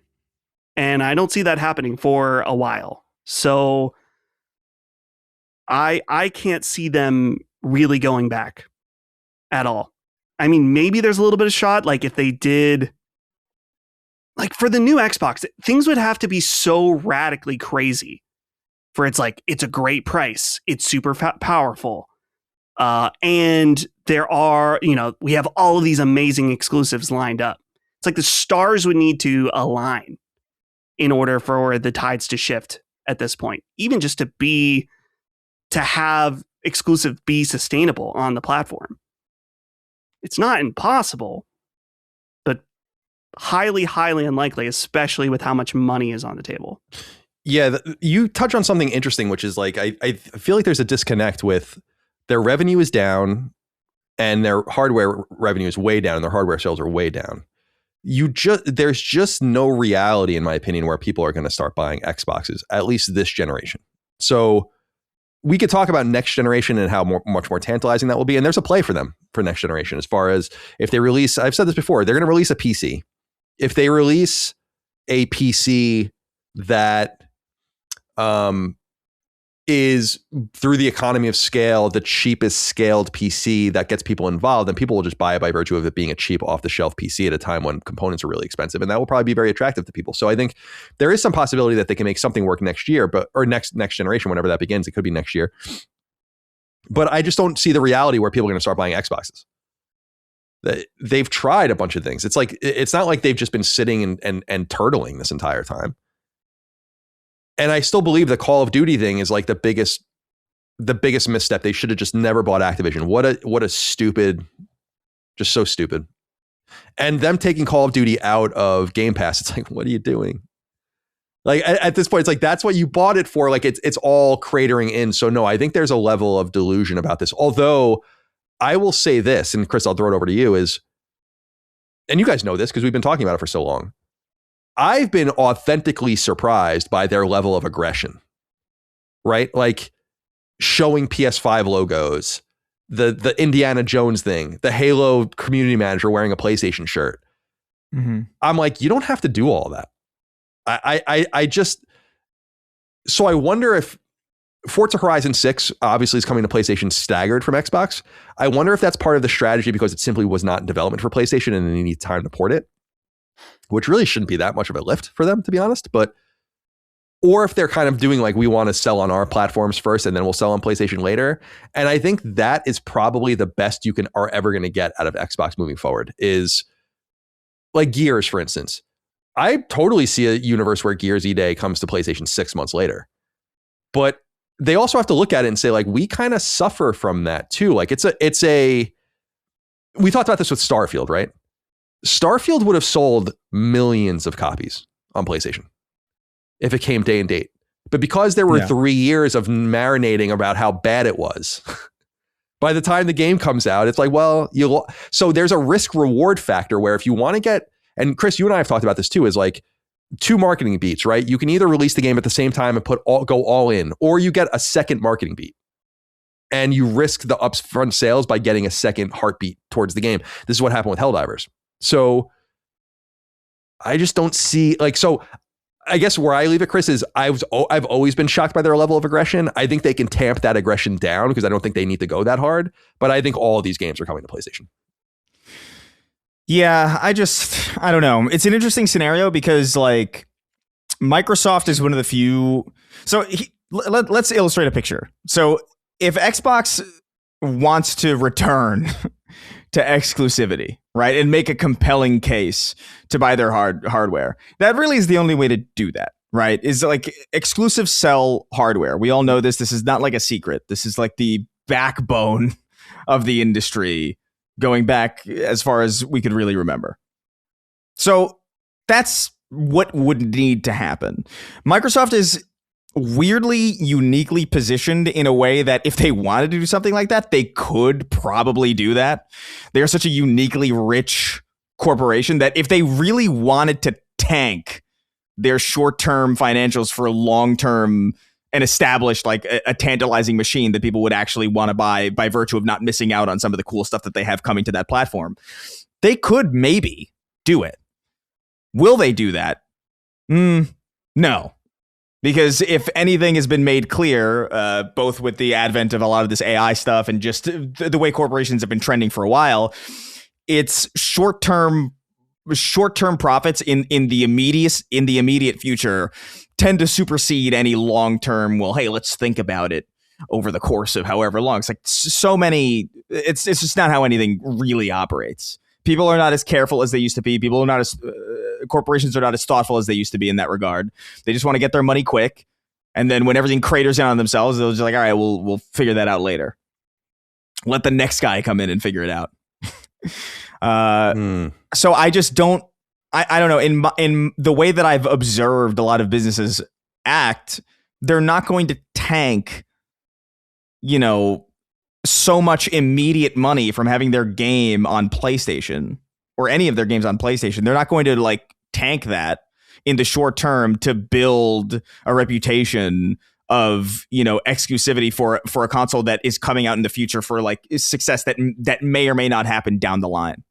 It just doesn't seem like something that they're willing to do.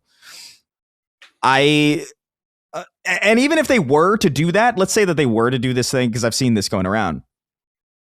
Even if they were to kind of recommit themselves to exclusivity, Xbox has been so mealy-mouthed and so, oh, we're doing this. Oh, just kidding. We're going to do this now. Oh, never mind.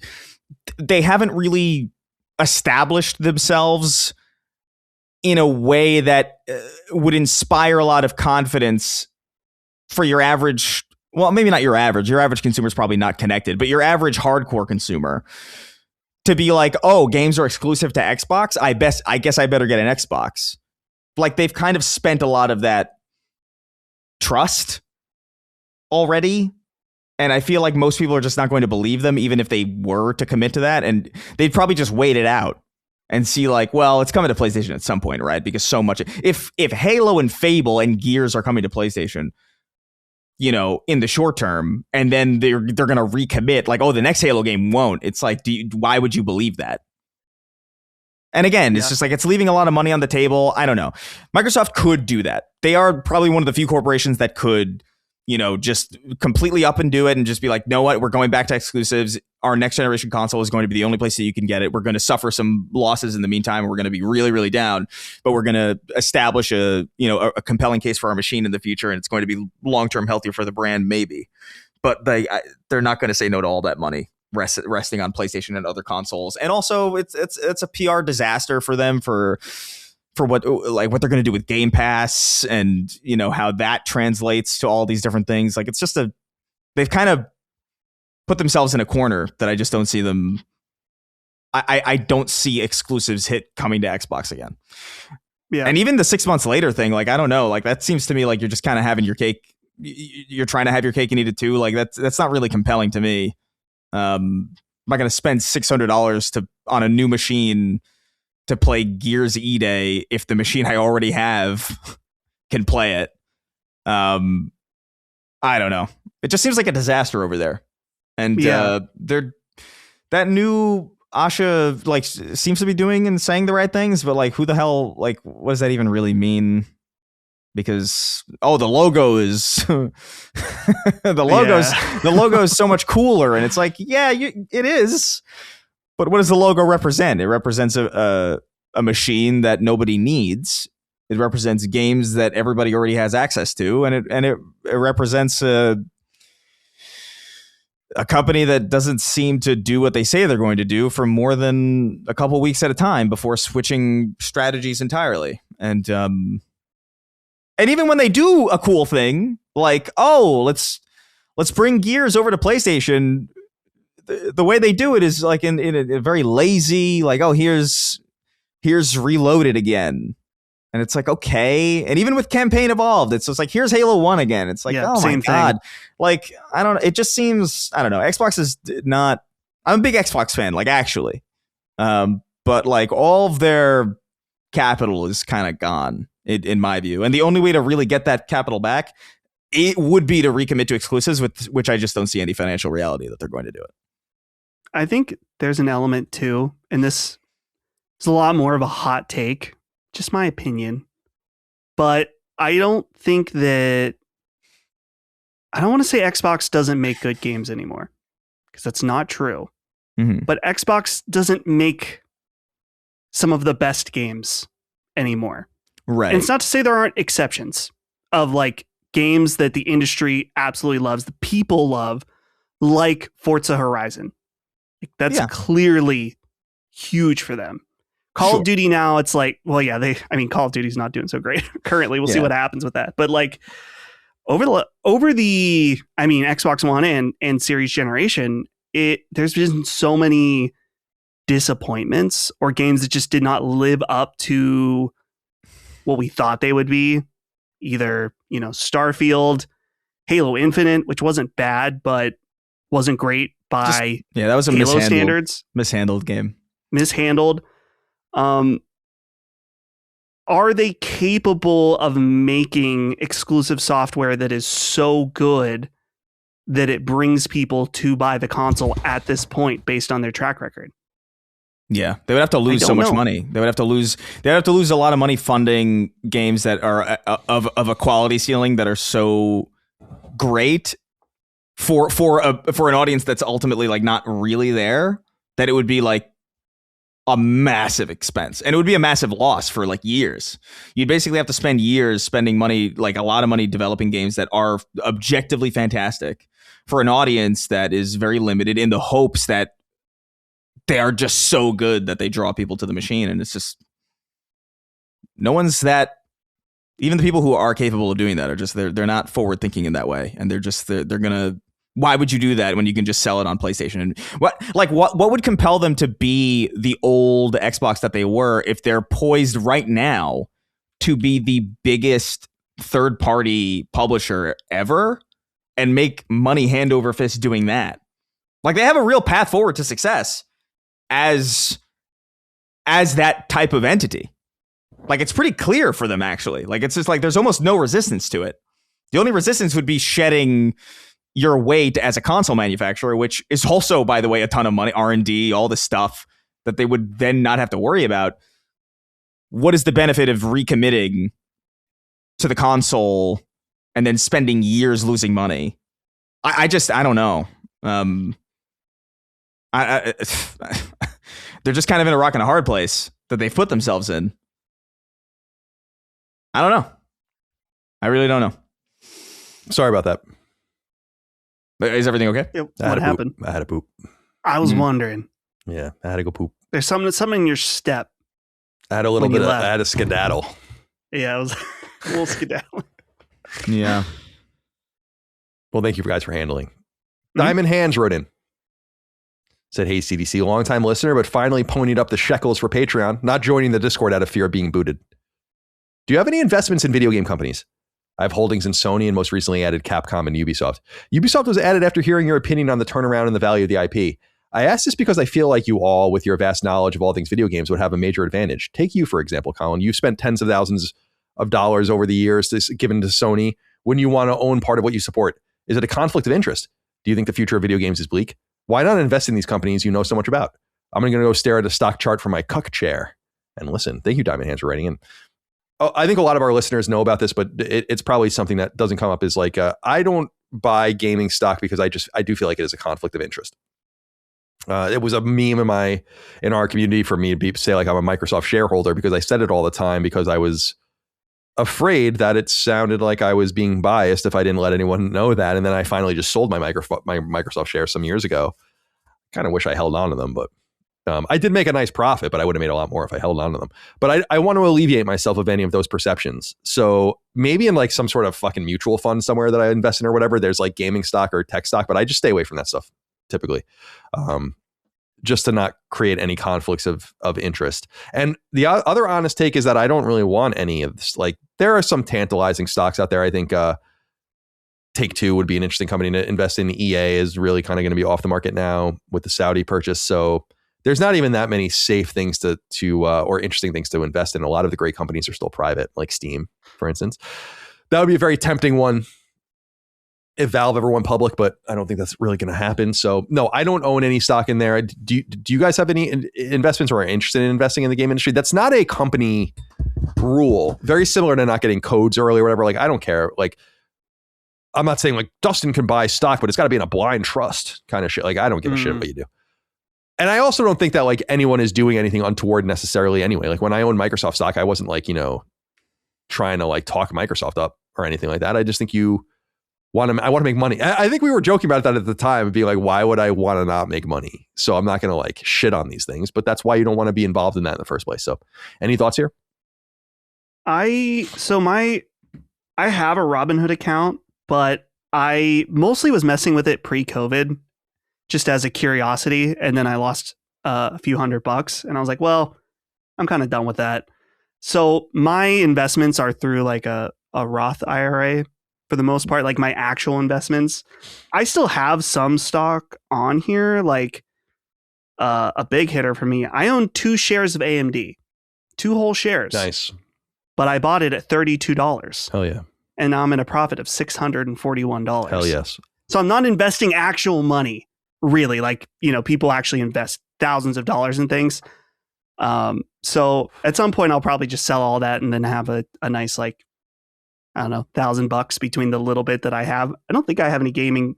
I think at one point I bought a little bit of Nintendo before, was it Switch 1 or Switch 2? No, because Switch 1 was 2017. Maybe it was Switch 2. And I think I lost a little money on it. Yeah, they're but down. It was like, I think Nintendo's down. Pretty sure. Yeah. And it wasn't even like, it wasn't considerable money. It was like curiosity. Like, here's $100. Yeah, you can't win, or it's like we were saying about gambling earlier. Like, you can't win or lose too much in stock investing unless you put up, you know? Right. Yeah. And that's where the risk comes in. It's easy to say, like, I'm going to put $1,000 into this company. It's like, all right. I mean, that's cool. That's great. Maybe it'll turn into 5,000. But really the play is people putting in 2 million, you know, or something like that. And obviously, like, that's not something we would do, but I am again, my financial advisor listens to the show. I am very annoyingly conservative. Like, I just don't like fucking around. I work so hard for this money. It's like, I'd rather just make little bits than like keep up with inflation and maybe a little bit more than like really take big swings. But he's reminded me, I think I might've said this on the show. He was like, if we did this one big swing I suggested, you would have made like $200,000 or something like that. And I'm like, I just can't do it. You know, I can't do it. I don't want, it's like buying a scratch off ticket.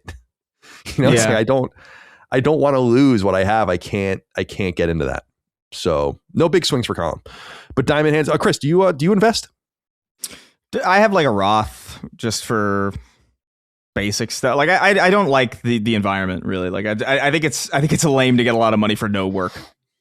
I can't separate myself from like because I've talked to people. It's like, oh, I made all this money from like investing, and I can't I know it's not fair necessarily, but I immediately think, what a fucking loser.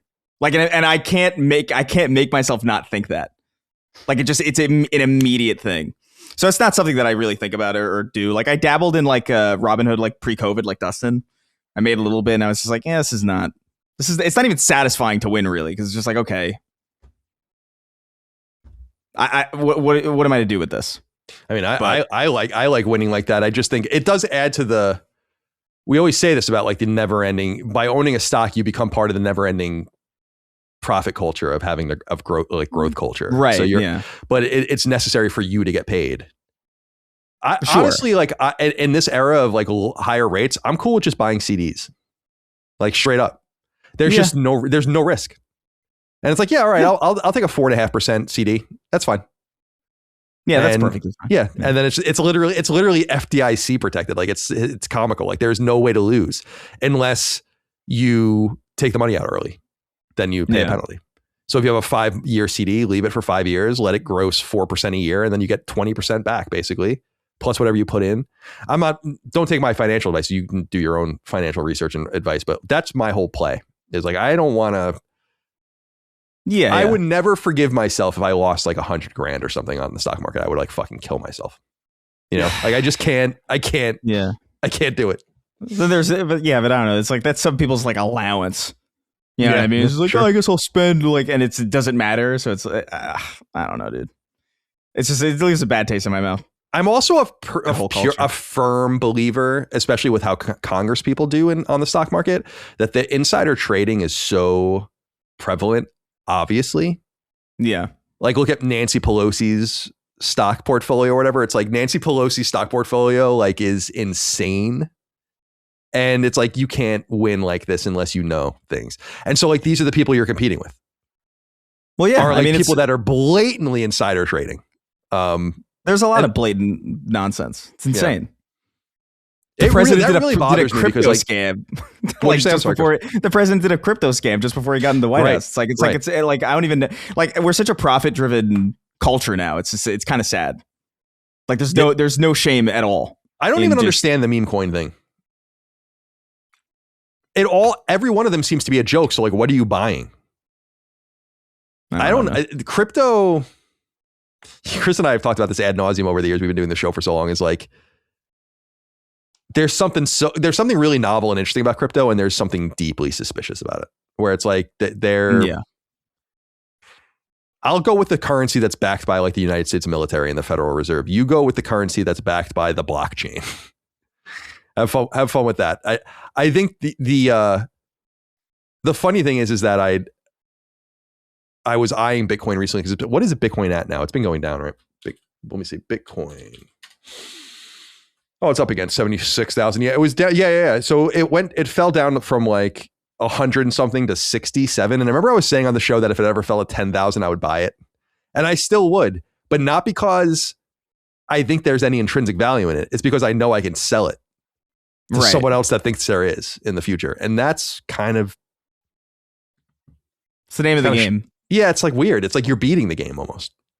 As opposed to like betting on or like investing in oil futures or like a real company or something. At least there's, but then again, you see the stock portfolio of some of these people and you're like, you are absolutely cheating. There's no fucking way that you're not cheating. And that shit pisses me off. So that really dissuades me from being in the market as well.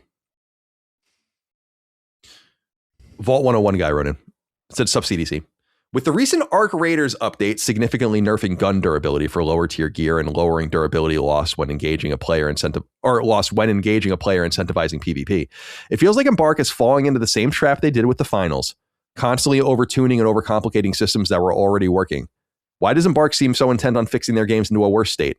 I'm a 32-year-old dad who just wants to grind and have fun without being paranoid about everyone I come across even more. Is this just a developer lost in the data, or are they losing sight of what made the game fun in the first place? Thanks, guys, and keep it up." Dustin, I wanted to throw this one to you specifically because this is exactly what I talked about when the game came out. And this comes from an outsider's perspective, so I'm very curious as someone who played both the finals and Arc Raiders what you think of it. But remember I said this, I'm like, the key to these kinds of games is like finding a balance that encourages people to fight each other, but not too much. And if you're starting to bend the game towards a certain outcome, then the game's design is probably fundamentally broken.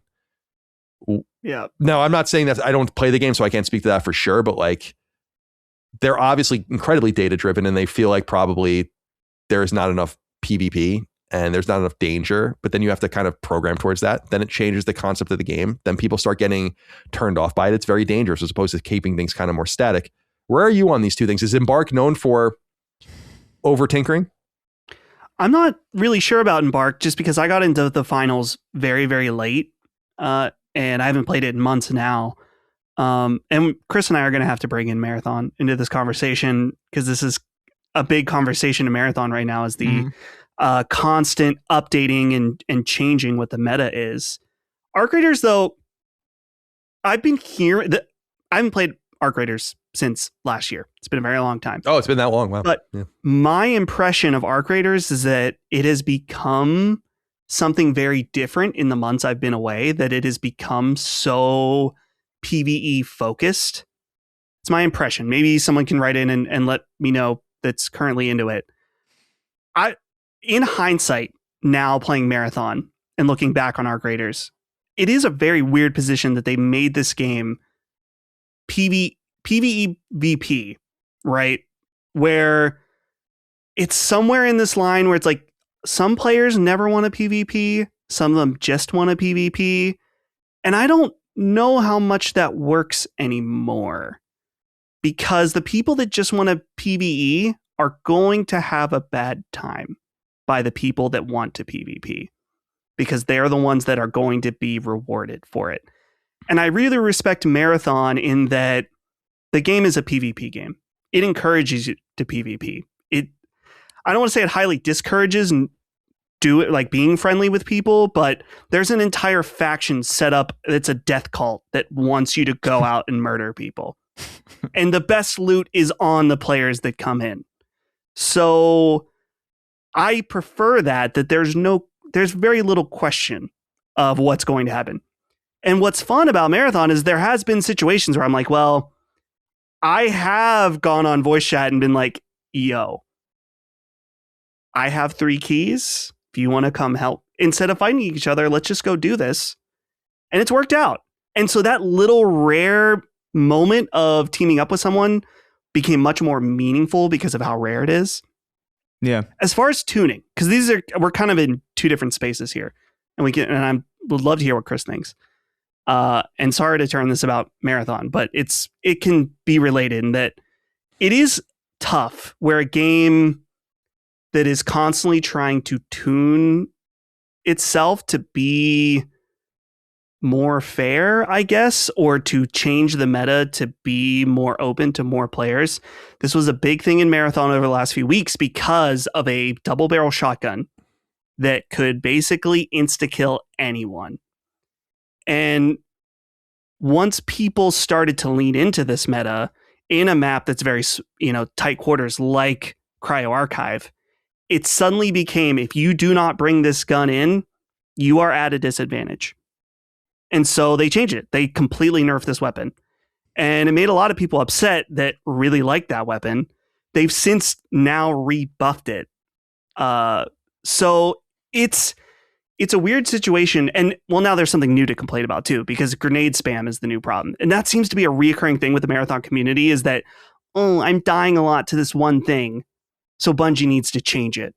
Sometimes they're right. Sometimes they're wrong. I'm not as big on the grenade spam thing as other people. I think it's probably fine, but it is a tough balancing act where if something is too powerful and it's completely ruining the desire to explore other aspects of the game, like the shotgun, then yeah, I think it should be tuned because it should never be that one weapon is so dominant that you feel like you have to use it. Right. Yeah. But you also don't want to remove like legitimate strategies from the game or things that reward players for being hyper aggressive players. So in Arc Raiders, I mean, he mentions here lowering durability loss when engaging a player, incentivizing PvP. That's the thing about Arc Raiders is that, again, from my impression being away for many months now, is that the game cannot decide if it wants to push people towards PvE or PvP. And so you have two types of players that are at odds at each other. And they're at war on what the game should be.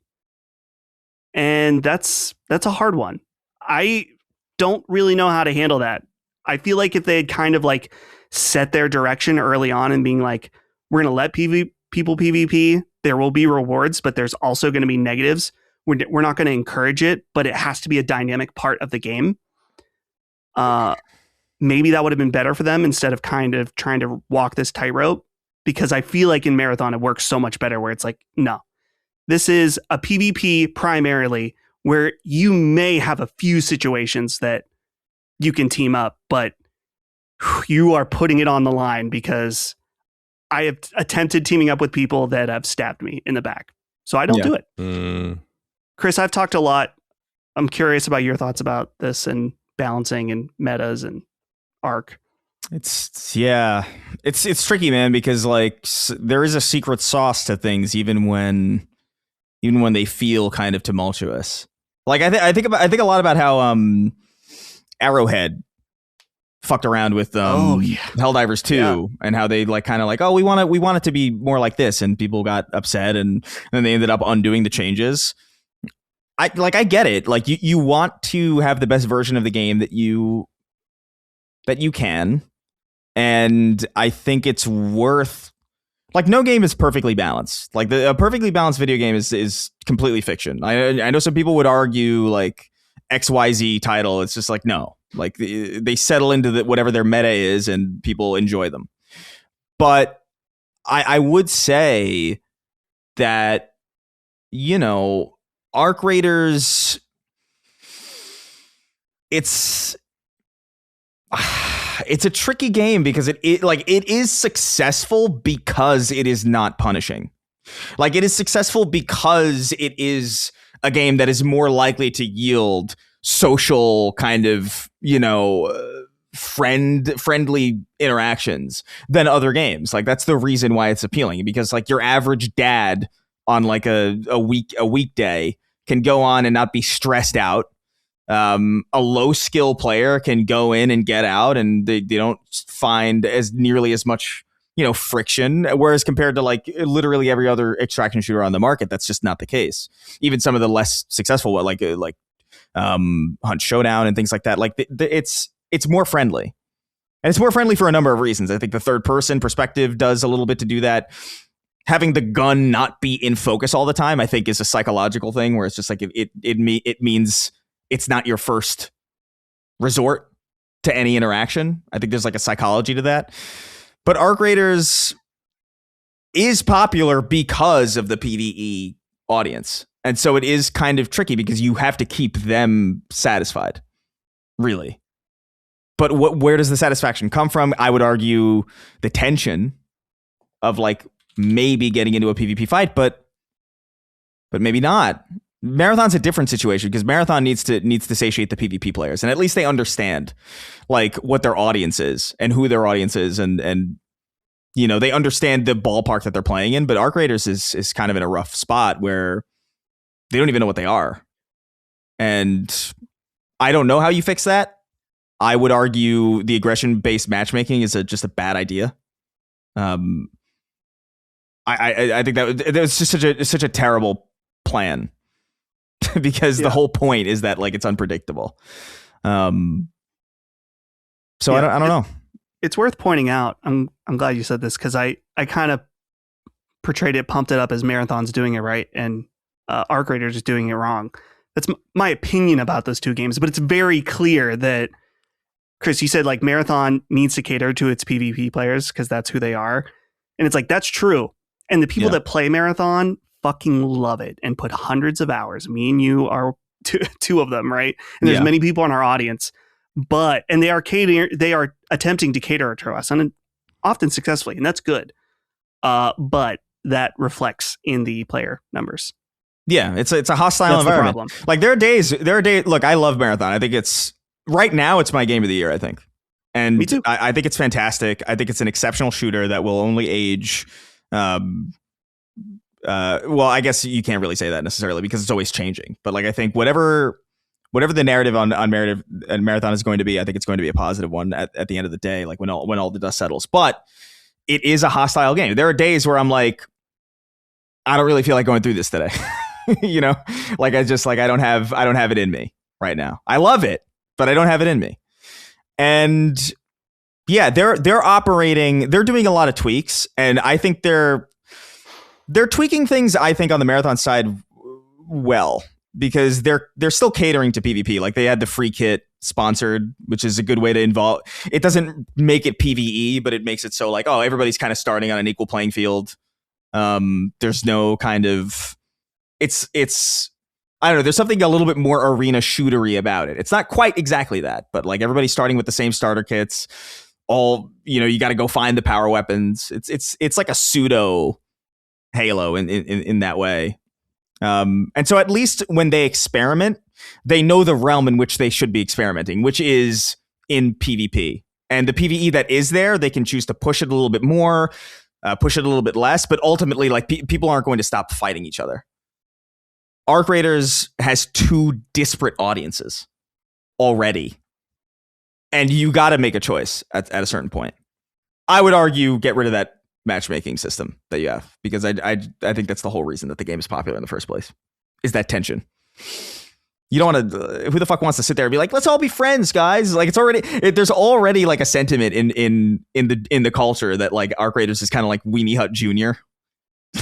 when it comes to a lot of these extraction shooters. It's like it's like baby's first extraction shooter, which, to be fair, I think it is. But that reputation is not fantastic, Yeah. I mean, I'm so thankful for Arc Raiders because it taught me the loop, what extraction shooters are in that, as mean as it sounds, but baby extraction shooter way, because it's thanks to that I love Marathon now. Yeah, no, for sure. But it is weird because like the reality is like I know for a fact I won't play Arc Raiders again. I liked my time with it, but like the pure loop there is just not. It's not my style. The third person, I'm just not into it. So like they lost me, but like they have a huge audience, and they should focus on whatever the bigger half of that audience is, I guess. But you can't forego PvP completely. Malevelon Creek PTSD wrote into us. We haven't heard from this guy in a while. Oh, look at that. This is greeting sacred gents. With the unstoppable wave of Friendslop games, I'm reminded of the times when I'd stay up till 6 a.m. playing Halo 3 custom games with the boys and drinking so much game fuel. My kidneys hurt. My question is, were Halo 3 custom games the first instance of Friendslop? Thanks for all you do. I'll hang up and listen. Sweet summer child. Come on. No. Really, the first... I don't know how you guys feel about this, but Friendslop begins with N64, in my opinion. Now, this is a pretty interesting conversation to be had. There were multi-taps on SNES, and you can play more than 2 players on Genesis and all the rest. But the N64's inherent ability to welcome more players, plus it's directional, where a lot of the games were made for multiplayer, means that to me, that was the Friendslop machine. Like that's the prototype Friendslop machine is N64. And that was a major reason why it was so popular. So I think the Halo 3 is Xbox 360, right? So 2007. So that's 2 generations too late, in my opinion, for the identification of like what it really was. But maybe I'm off base there, but that's the way I feel. I think you're off base. Hit me. Here's why. Any multiplayer game that's fun with friends is not a Friendslop game. Just because I feel like we're getting too broad with the definition of Friendslop. To me, and maybe there's probably some before this, but like the first Friendslop game was Lethal Company. Because to me, Friendslop is the very specific. So you're saying it's way later. Like I think Friendslop, if we want to be very particular about what Friendslop is, then it is very new. It is a multiplayer game that usually has voice chat, that is very cheap and not very in depth, that is fun for your friends for a few nights. Yeah. You know what? I know what this person is saying. Because there is an argument to be made that really although like you could maybe argue that it's more PC, like early PC had this going on as well. But like I understand the perspective of from a mainstream console stance, the stuff that individual users were whipping up with the custom game settings in Halo 3 specifically, you could argue that that's like proto Friendslop for sure. Like I remember like custom games that you would never see in matchmaking because they were so like hyper specific and they were so like weird and off kilter, and it wasn't just like Team Slayer but with rocket launchers. It was like, you know, Duck Hunt, like where you had to like snipe people running through like a 2D maze and stuff like that. And like that's not its own AAA game, but it is kind of like a thing you would spend a night doing and then maybe do again like in a couple weeks or something. But so I know what he means, and there's an argument to be made that I think you're probably right, but I do think holistically, Friendslop started I think with Lethal Company. I understand what he's saying though. Yeah, nice. It evokes that feeling. Yeah, do you remember? Yeah, it does. It's definitely like, do you remember like Call of Duty had a little bit of that too in the Call of Duty 4 and Modern Warfare 2 era with like Michael Myers. I remember that was like a game mode that people would go around playing. But there's no doubt that like Halo 3 Customs was like a place where like a lot of weird. I remember there was one in Reach, I think, where it was like a long slope. It was like a hallway and a long slope, and vehicles would come down, and when they got to the end, they would teleport back to the beginning. So it was like an infinite loop of vehicles coming down. You had to like climb and like dodge them. I think it was called Speed Halo or something. But that's Friendslop. But it's not its own game. And so like I think you could make the case that like, yes, this is proto Friendslop, but really it begins with Lethal Company. In the same way that platformers really arguably begin with Mario. Like there's obviously platformers before. There's Pitfall, right? Halo 3 Customs is Pitfall. It's great, but it's not Mario. Fair enough. Yeah, I like where you guys went with that. Yeah, I guess maybe I was being a little too reductive myself. Yeah, because from what you were saying, it's like I think like you were considering like Mario Party or something like that. Yeah, or like GoldenEye is what came to mind for me. Just a game that was. Yeah, I understand what you're saying though. I mean, it is different. It is differentiated. I'm glad we talked that through. I love Malevelon Creek PTSD. That's so funny because I still have it. Yeah. Rob the Butcher wrote in, says, howdy, Cole, Rice, and Dust. As the new Steam controller is officially releasing and will go on sale May 4th as of the public release of this episode of Sacred Symbols, it has me thinking, I believe we are witnessing a potential first glimpse of next-gen controller design. Not so the trackpads, but specifically with the gyro capabilities and the capacitive sensors. Side note, Xbox was reported to be working on a next-gen controller a few years ago that would wake your console. What features would you fellas like to see in the next-gen controllers from Sony and the Big X? How could Sony benefit from adding these features in a DualSense 2? I personally think the capacitive sensors are a game changer, and I'm excited to see where they go. It's so funny, man. Maybe people are going to be popular with people too. This controller looks like shit. Oh, it's definitely function over design. Totally. It's just like, well, that's exactly right. I'm like, get an industrial designer. This is where Sony wins, right? With their electronics is like, not so much PS5 maybe, but the controller certainly is like, ugh. But it's really what the controller does. Like you said, that really matters. But I was looking at the website because it's $99. I'm on the store now on Steam. And it's not very attractive, but I guess you kind of have to have this bulky mess for those trackpads or whatever. I don't know. I don't really need them to do much with the new controller, and I wonder if they're going to. Obviously, we had the PS1 controller and then DualShock 1, DualShock 2, 6-axis, and DualShock 3, DualShock 4, and DualSense. I assume what we'll get is another DualSense controller. And honestly, I don't feel like you need to reinvent the wheel here. The DualSense is an excellent controller. And I really have no desire, like actually playing Saros on it, where a first party is really putting their time into the triggers and the haptics and all the rest. It feels awesome. So maybe I'm just too complacent with a lot of the technologies we're provided with, and people like me would never push anything forward because we're just happy with what we have. Reminds me of when I got my iPhone 4 and I'm like, damn, this is fucking awesome. You know, like this is amazing. But we move forward. So I don't know if they have some sort of major redesign planned or if they're just going to kind of stick with things. It's important to note that the DualShock came out well, first they had like the PS1 dual analog stick controller and then the actual DualShock. That came out somewhat close to PS2, like a couple of years away. So they stuck with that form factor. The PS3 only stuck with that form factor out of sheer necessity, which is what we've talked about in the past. They didn't have time to make a new controller.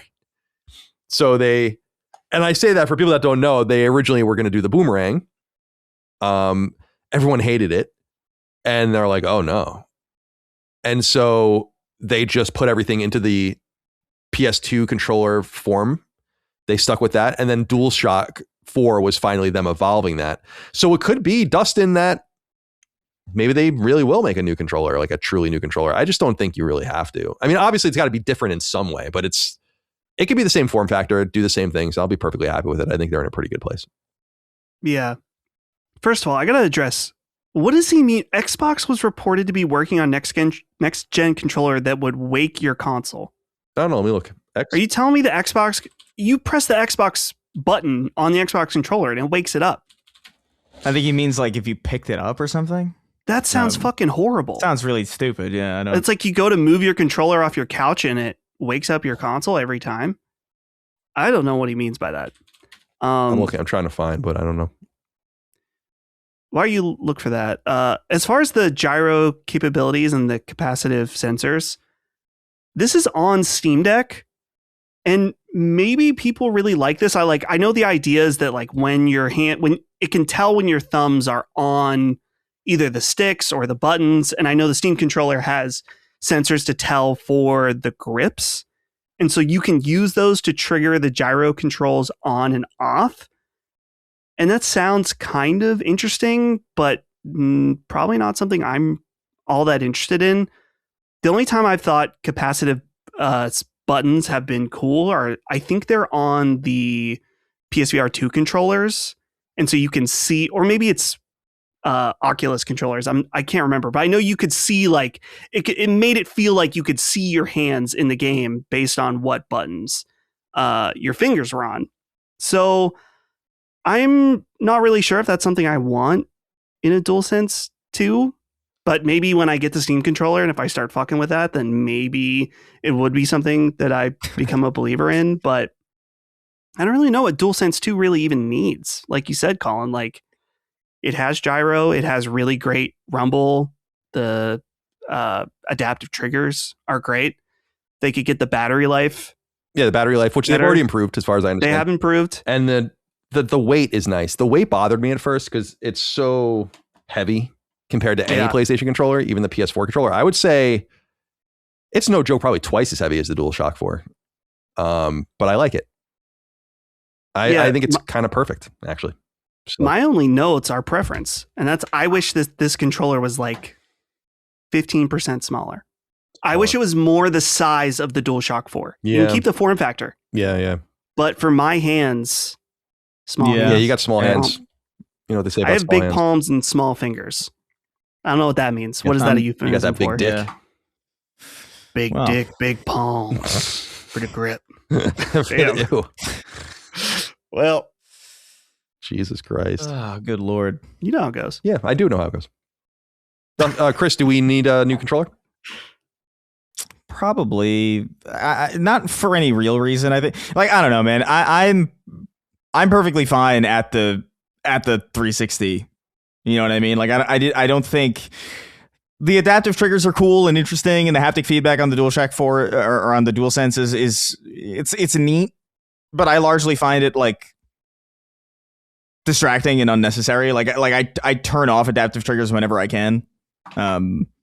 Generally, it's one of the things that I'm kind of not looking forward to Saros about, because I remember Returnal was like, oh yeah, they're important in the game. Yeah, they're very important. I remember that was fine, but I remember there was like one thing I was like, that's the one thing I kind of don't like. I don't like this like half trigger is one input or whatever. I do think there's stuff that could be done. I think the sensors to kind of indicate, you know, the capacitive sensors would be cool. I don't need more though. Like I'm not wanting for anything in a new controller except for just a new form factor for the sake of feeling fresh. Just because I am a sucker for that stuff. It always bothers me when a new console comes out and like things have remained. Like I like the whole thing feeling new. It was one of my biggest issues with Series X when that came out, and it was just like the Xbox One dashboard again. And I remember just being like, this is lame. This is like a lame kind of cop out. Like I don't like this. And I felt a similar way about the PS3 actually, because I had the PSP first, and then when I got the PS3 and it was like the PSP media bar on the home screen, I know for a lot of people that felt like next gen, but to me it felt like, oh, you're giving me like a gimped handheld UI on my main machine. That's how it felt to me at the time, because my association with it was a handheld. And so like I like things to be new even if there's no reason. Like I would like a new form factor, maybe some new bells and whistles on it. But I can't think of anything that I would specifically ask for. One thing that I will say that is cool about the Steam controller, as I understand it, is that both of those trackpads, I think I saw like a review of somebody saying like you can map different keybinds and different functions to swipes on each of those trackpads, which theoretically gives you like 8 extra buttons on the controller if like you really wanted to. And it's like, that's cool. Like that's a really neat feature. And it's interesting because it's like that they're placed in a better place. Like you could theoretically do that with the DualSense as well, with the trackpad in the middle, but it's so out of the way compared to those that like I feel like it's a lot more viable on the Steam controller to do shit like that. So maybe some customizability in that regard, but I don't know if I need really anything. What would be cool, and it's the only thing that I ask for from Sony, is doesn't have to be a primary controller or whatever, but like give me some offset sticks. I would love like a first party PlayStation controller with offset sticks. I'd be day one for that. I was surprised the Edge didn't do that. I think we were talking about that at the time, that like it would be cool to be able to change the D-pad and the stick on the left side of the controller, their positions. That would be kind of complex, obviously, but with like some sort of pad that you would put down and then you would put something over it. Some way or something. I don't know. I just think that'd be cool. I just prefer the offset stick. So like it's always a bummer. Playing a game that I know that I like and knowing that I could like it slightly more if it felt truly comfortable for me. I would love to see, when I was in Japan, I've told you guys I pressed to see the DualShock 4 prototypes that had the offset sticks, but they wouldn't show me because they do exist. Yeah. And it's interesting that they didn't end up going in that direction. I think it's kind of Sony's thing to be like, this is the differentiator of our controllers. We don't do that. I also think it's just a matter of like what you're used to at this point, and I'm just really used to the parallel sticks personally. Yeah. All right. Final inquiry is not really an inquiry. I just wanted to read it. It says, Mill Sauce, greetings, sexy sacred crew. I want to piggyback off a write-in from last week or 2 weeks ago and share a proud dad moment. My 4-year-old son is currently obsessed with robots, and last week we were browsing YouTube when we randomly stumbled across this low-budget Mega Man cartoon called Mega Man Fully Charged. The show looks like generic dog shit, but he was immediately hooked and completely infatuated with the Robot Masters. His mind was blown when I told him that it was based on a video game series. Needless to say, I installed the Legacy Collection and Mega Man 11, and now he asks me to play it every day after preschool. I'm doing my part in the struggle to keep the next generation away from Roblox. Thanks, and keep on keeping on. Nothing to really say about this other than I love it. I love the story. I love what you're doing. I love that your kid discovered the shitty Mega Man Fully Charged cartoon that turned him on to the Robot Masters and turned him on to the classic Mega Man games, and you are keeping the legacy alive. The kid doesn't need to play Roblox, doesn't need to play Minecraft. He doesn't need to play any of that trash. Fortnite. Maybe play a little EVE Online. Try that out. Yeah. Get him on there. Definitely. Yeah. This reminded me, Colin, did you see this Mega Man fitness watch? I did. Yeah, I did see it. I was like, this looks kind of sick. I'd like a Colin review of working out with the Mega Man My Play Watch. Yeah, it's cool. I was saying this to Micah. It reminds me of what I say about G.I. Joe a lot, where it's like, all right, it's the same fucking shit over and over again. Like, it's always Mega Man 2, just like it's always Duke and it's always, Cobra Commander and Destro, and it's never like anything else or anyone else like this expand. It always starts in the same place, and it bothers me. And I'm like, enough, man. Like, enough with the Mega Man 2 already. I love Mega Man 2. Mega Man 2 is one of the reasons I play video games, and I know you have to start there, It's like I was saying about the figures that Jada Toys was doing with Mega Man, where they finally got through Mega Man 1 and then into Mega Man 2, and they're like, nah. And I'm like, good. So like when the next toy line comes out, we're gonna have to do it all over again instead of getting into like the newer shit. So that's a little frustrating. I don't know if I'm gonna pick it up or not. It looks cool, but Capcom's very, very aggressive with licensing, which I appreciate. It's a good way to make money. I don't know why you wouldn't do that. And no one seems to get tired of it. There's so much Mega Man licensed shit, it's not even funny how much shit is out there. So anyway, Mill Sauce, I just wanted to acknowledge your story. I thought it was very cute.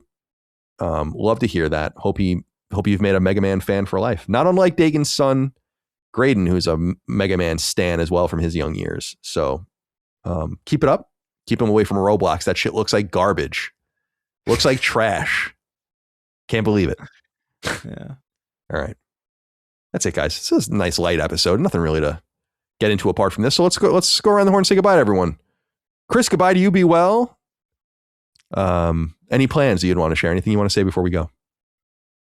No, I got nothing going on today, man. It's one of those days where I think I'm just going to like try and do as little as possible. That sounds wonderful. Nothing. Sounds wonderful. I do want to wrap up Pragmata today. I feel like I'm close. I didn't look up. I don't know. I didn't look up the percentages or nothing. But it feels like intuitively, you get that feeling. It's like, okay, I'm approaching. I feel like there's been a rising action. I feel like there's been somewhat of a climax. We're just getting to the end here. So I'm excited to finish that up tonight, maybe. And then probably jump into Saros tomorrow, if all things work out correctly. Cool, George. But outside of that, nothing else. Love it. Enjoy. Have a good weekend. Yeah, you too. Good luck with your eyes as well. Yeah, it'll be fine. I gotta stop putting it off. I've been meaning to go to the optometrist for months, and just like, But now my normal glasses are literally falling apart. Like the what is it? The handle for the eyes are it's really wiggly. There's like no. It's so flaccid. I was like, okay, I gotta go. Yeah, you're in danger zone now. Yeah. All right, man. Well, be well. Good to see you, Dustin. You too. Goodbye. Be well. Anything you want to share before we go? I'm hoping I feel good enough this weekend to get out of the house a little bit. I'm going a little crazy. Just to, see people. Even just hanging out with my parents might be nice. Just because last weekend Holly was sick, then this weekend I was sick. And so finally, hopefully out of that, this weekend, I'm hoping to do Vault 6 in the Cryo Archive. And I'm very scared. Don't be scared. It's very, very hard. Don't be scared. So pray for me as I venture into the archive this weekend. And more Saros, of course. So, yeah, fun episode, nice and breezy. Don't complain about the length. Don't complain. Delete the comment. Delete it's not it. 4 hours. All we do is give, right, Colin? That's I can't even say it anymore. Everyone just takes and all I do is give. That's basically it. That's basically all there is to it. All right, my friends. Well, be well. Have a great weekend. Thank you all out there for your love, kindness, and support of our show. Sacred Symbols. Couldn't do without you. Patreon.com/LastStandMedia for early ad-free access. LastStandMedia.store for merch. We'll see you on Sacred Streaming. I'll be streaming and platinuming our new game, Saint Slayer, on Monday. So we'll see you then. And we'll see you on Sacred Symbols Plus as well. I think that's basically it. All right, my friends. Be well. See you next time. Goodbye. See ya. Take care, guys. Sacred Symbols, a PlayStation podcast, is a product and trademark of Last Stand Media and Colin's Last Stand LLC, and is proudly recorded in the USA. The show is conceived by, is written by, and is directed by me, Colin Moriarty. My co-hosts are Chris Raygun Maldonado and Dustin Furman. The show is produced by executive producer Dustin Furman. All of Last Stand's theme music is by my best friend, Ramon Narvaez. As you know, all of Last Stand's shows, including Sacred Symbols, are fan-funded on Patreon at patreon.com/laststandmedia. The following names are at the producer level on Patreon, our highest tier, and we're grateful for your thoughtful and kind contributions to our independent endeavor. Thank you.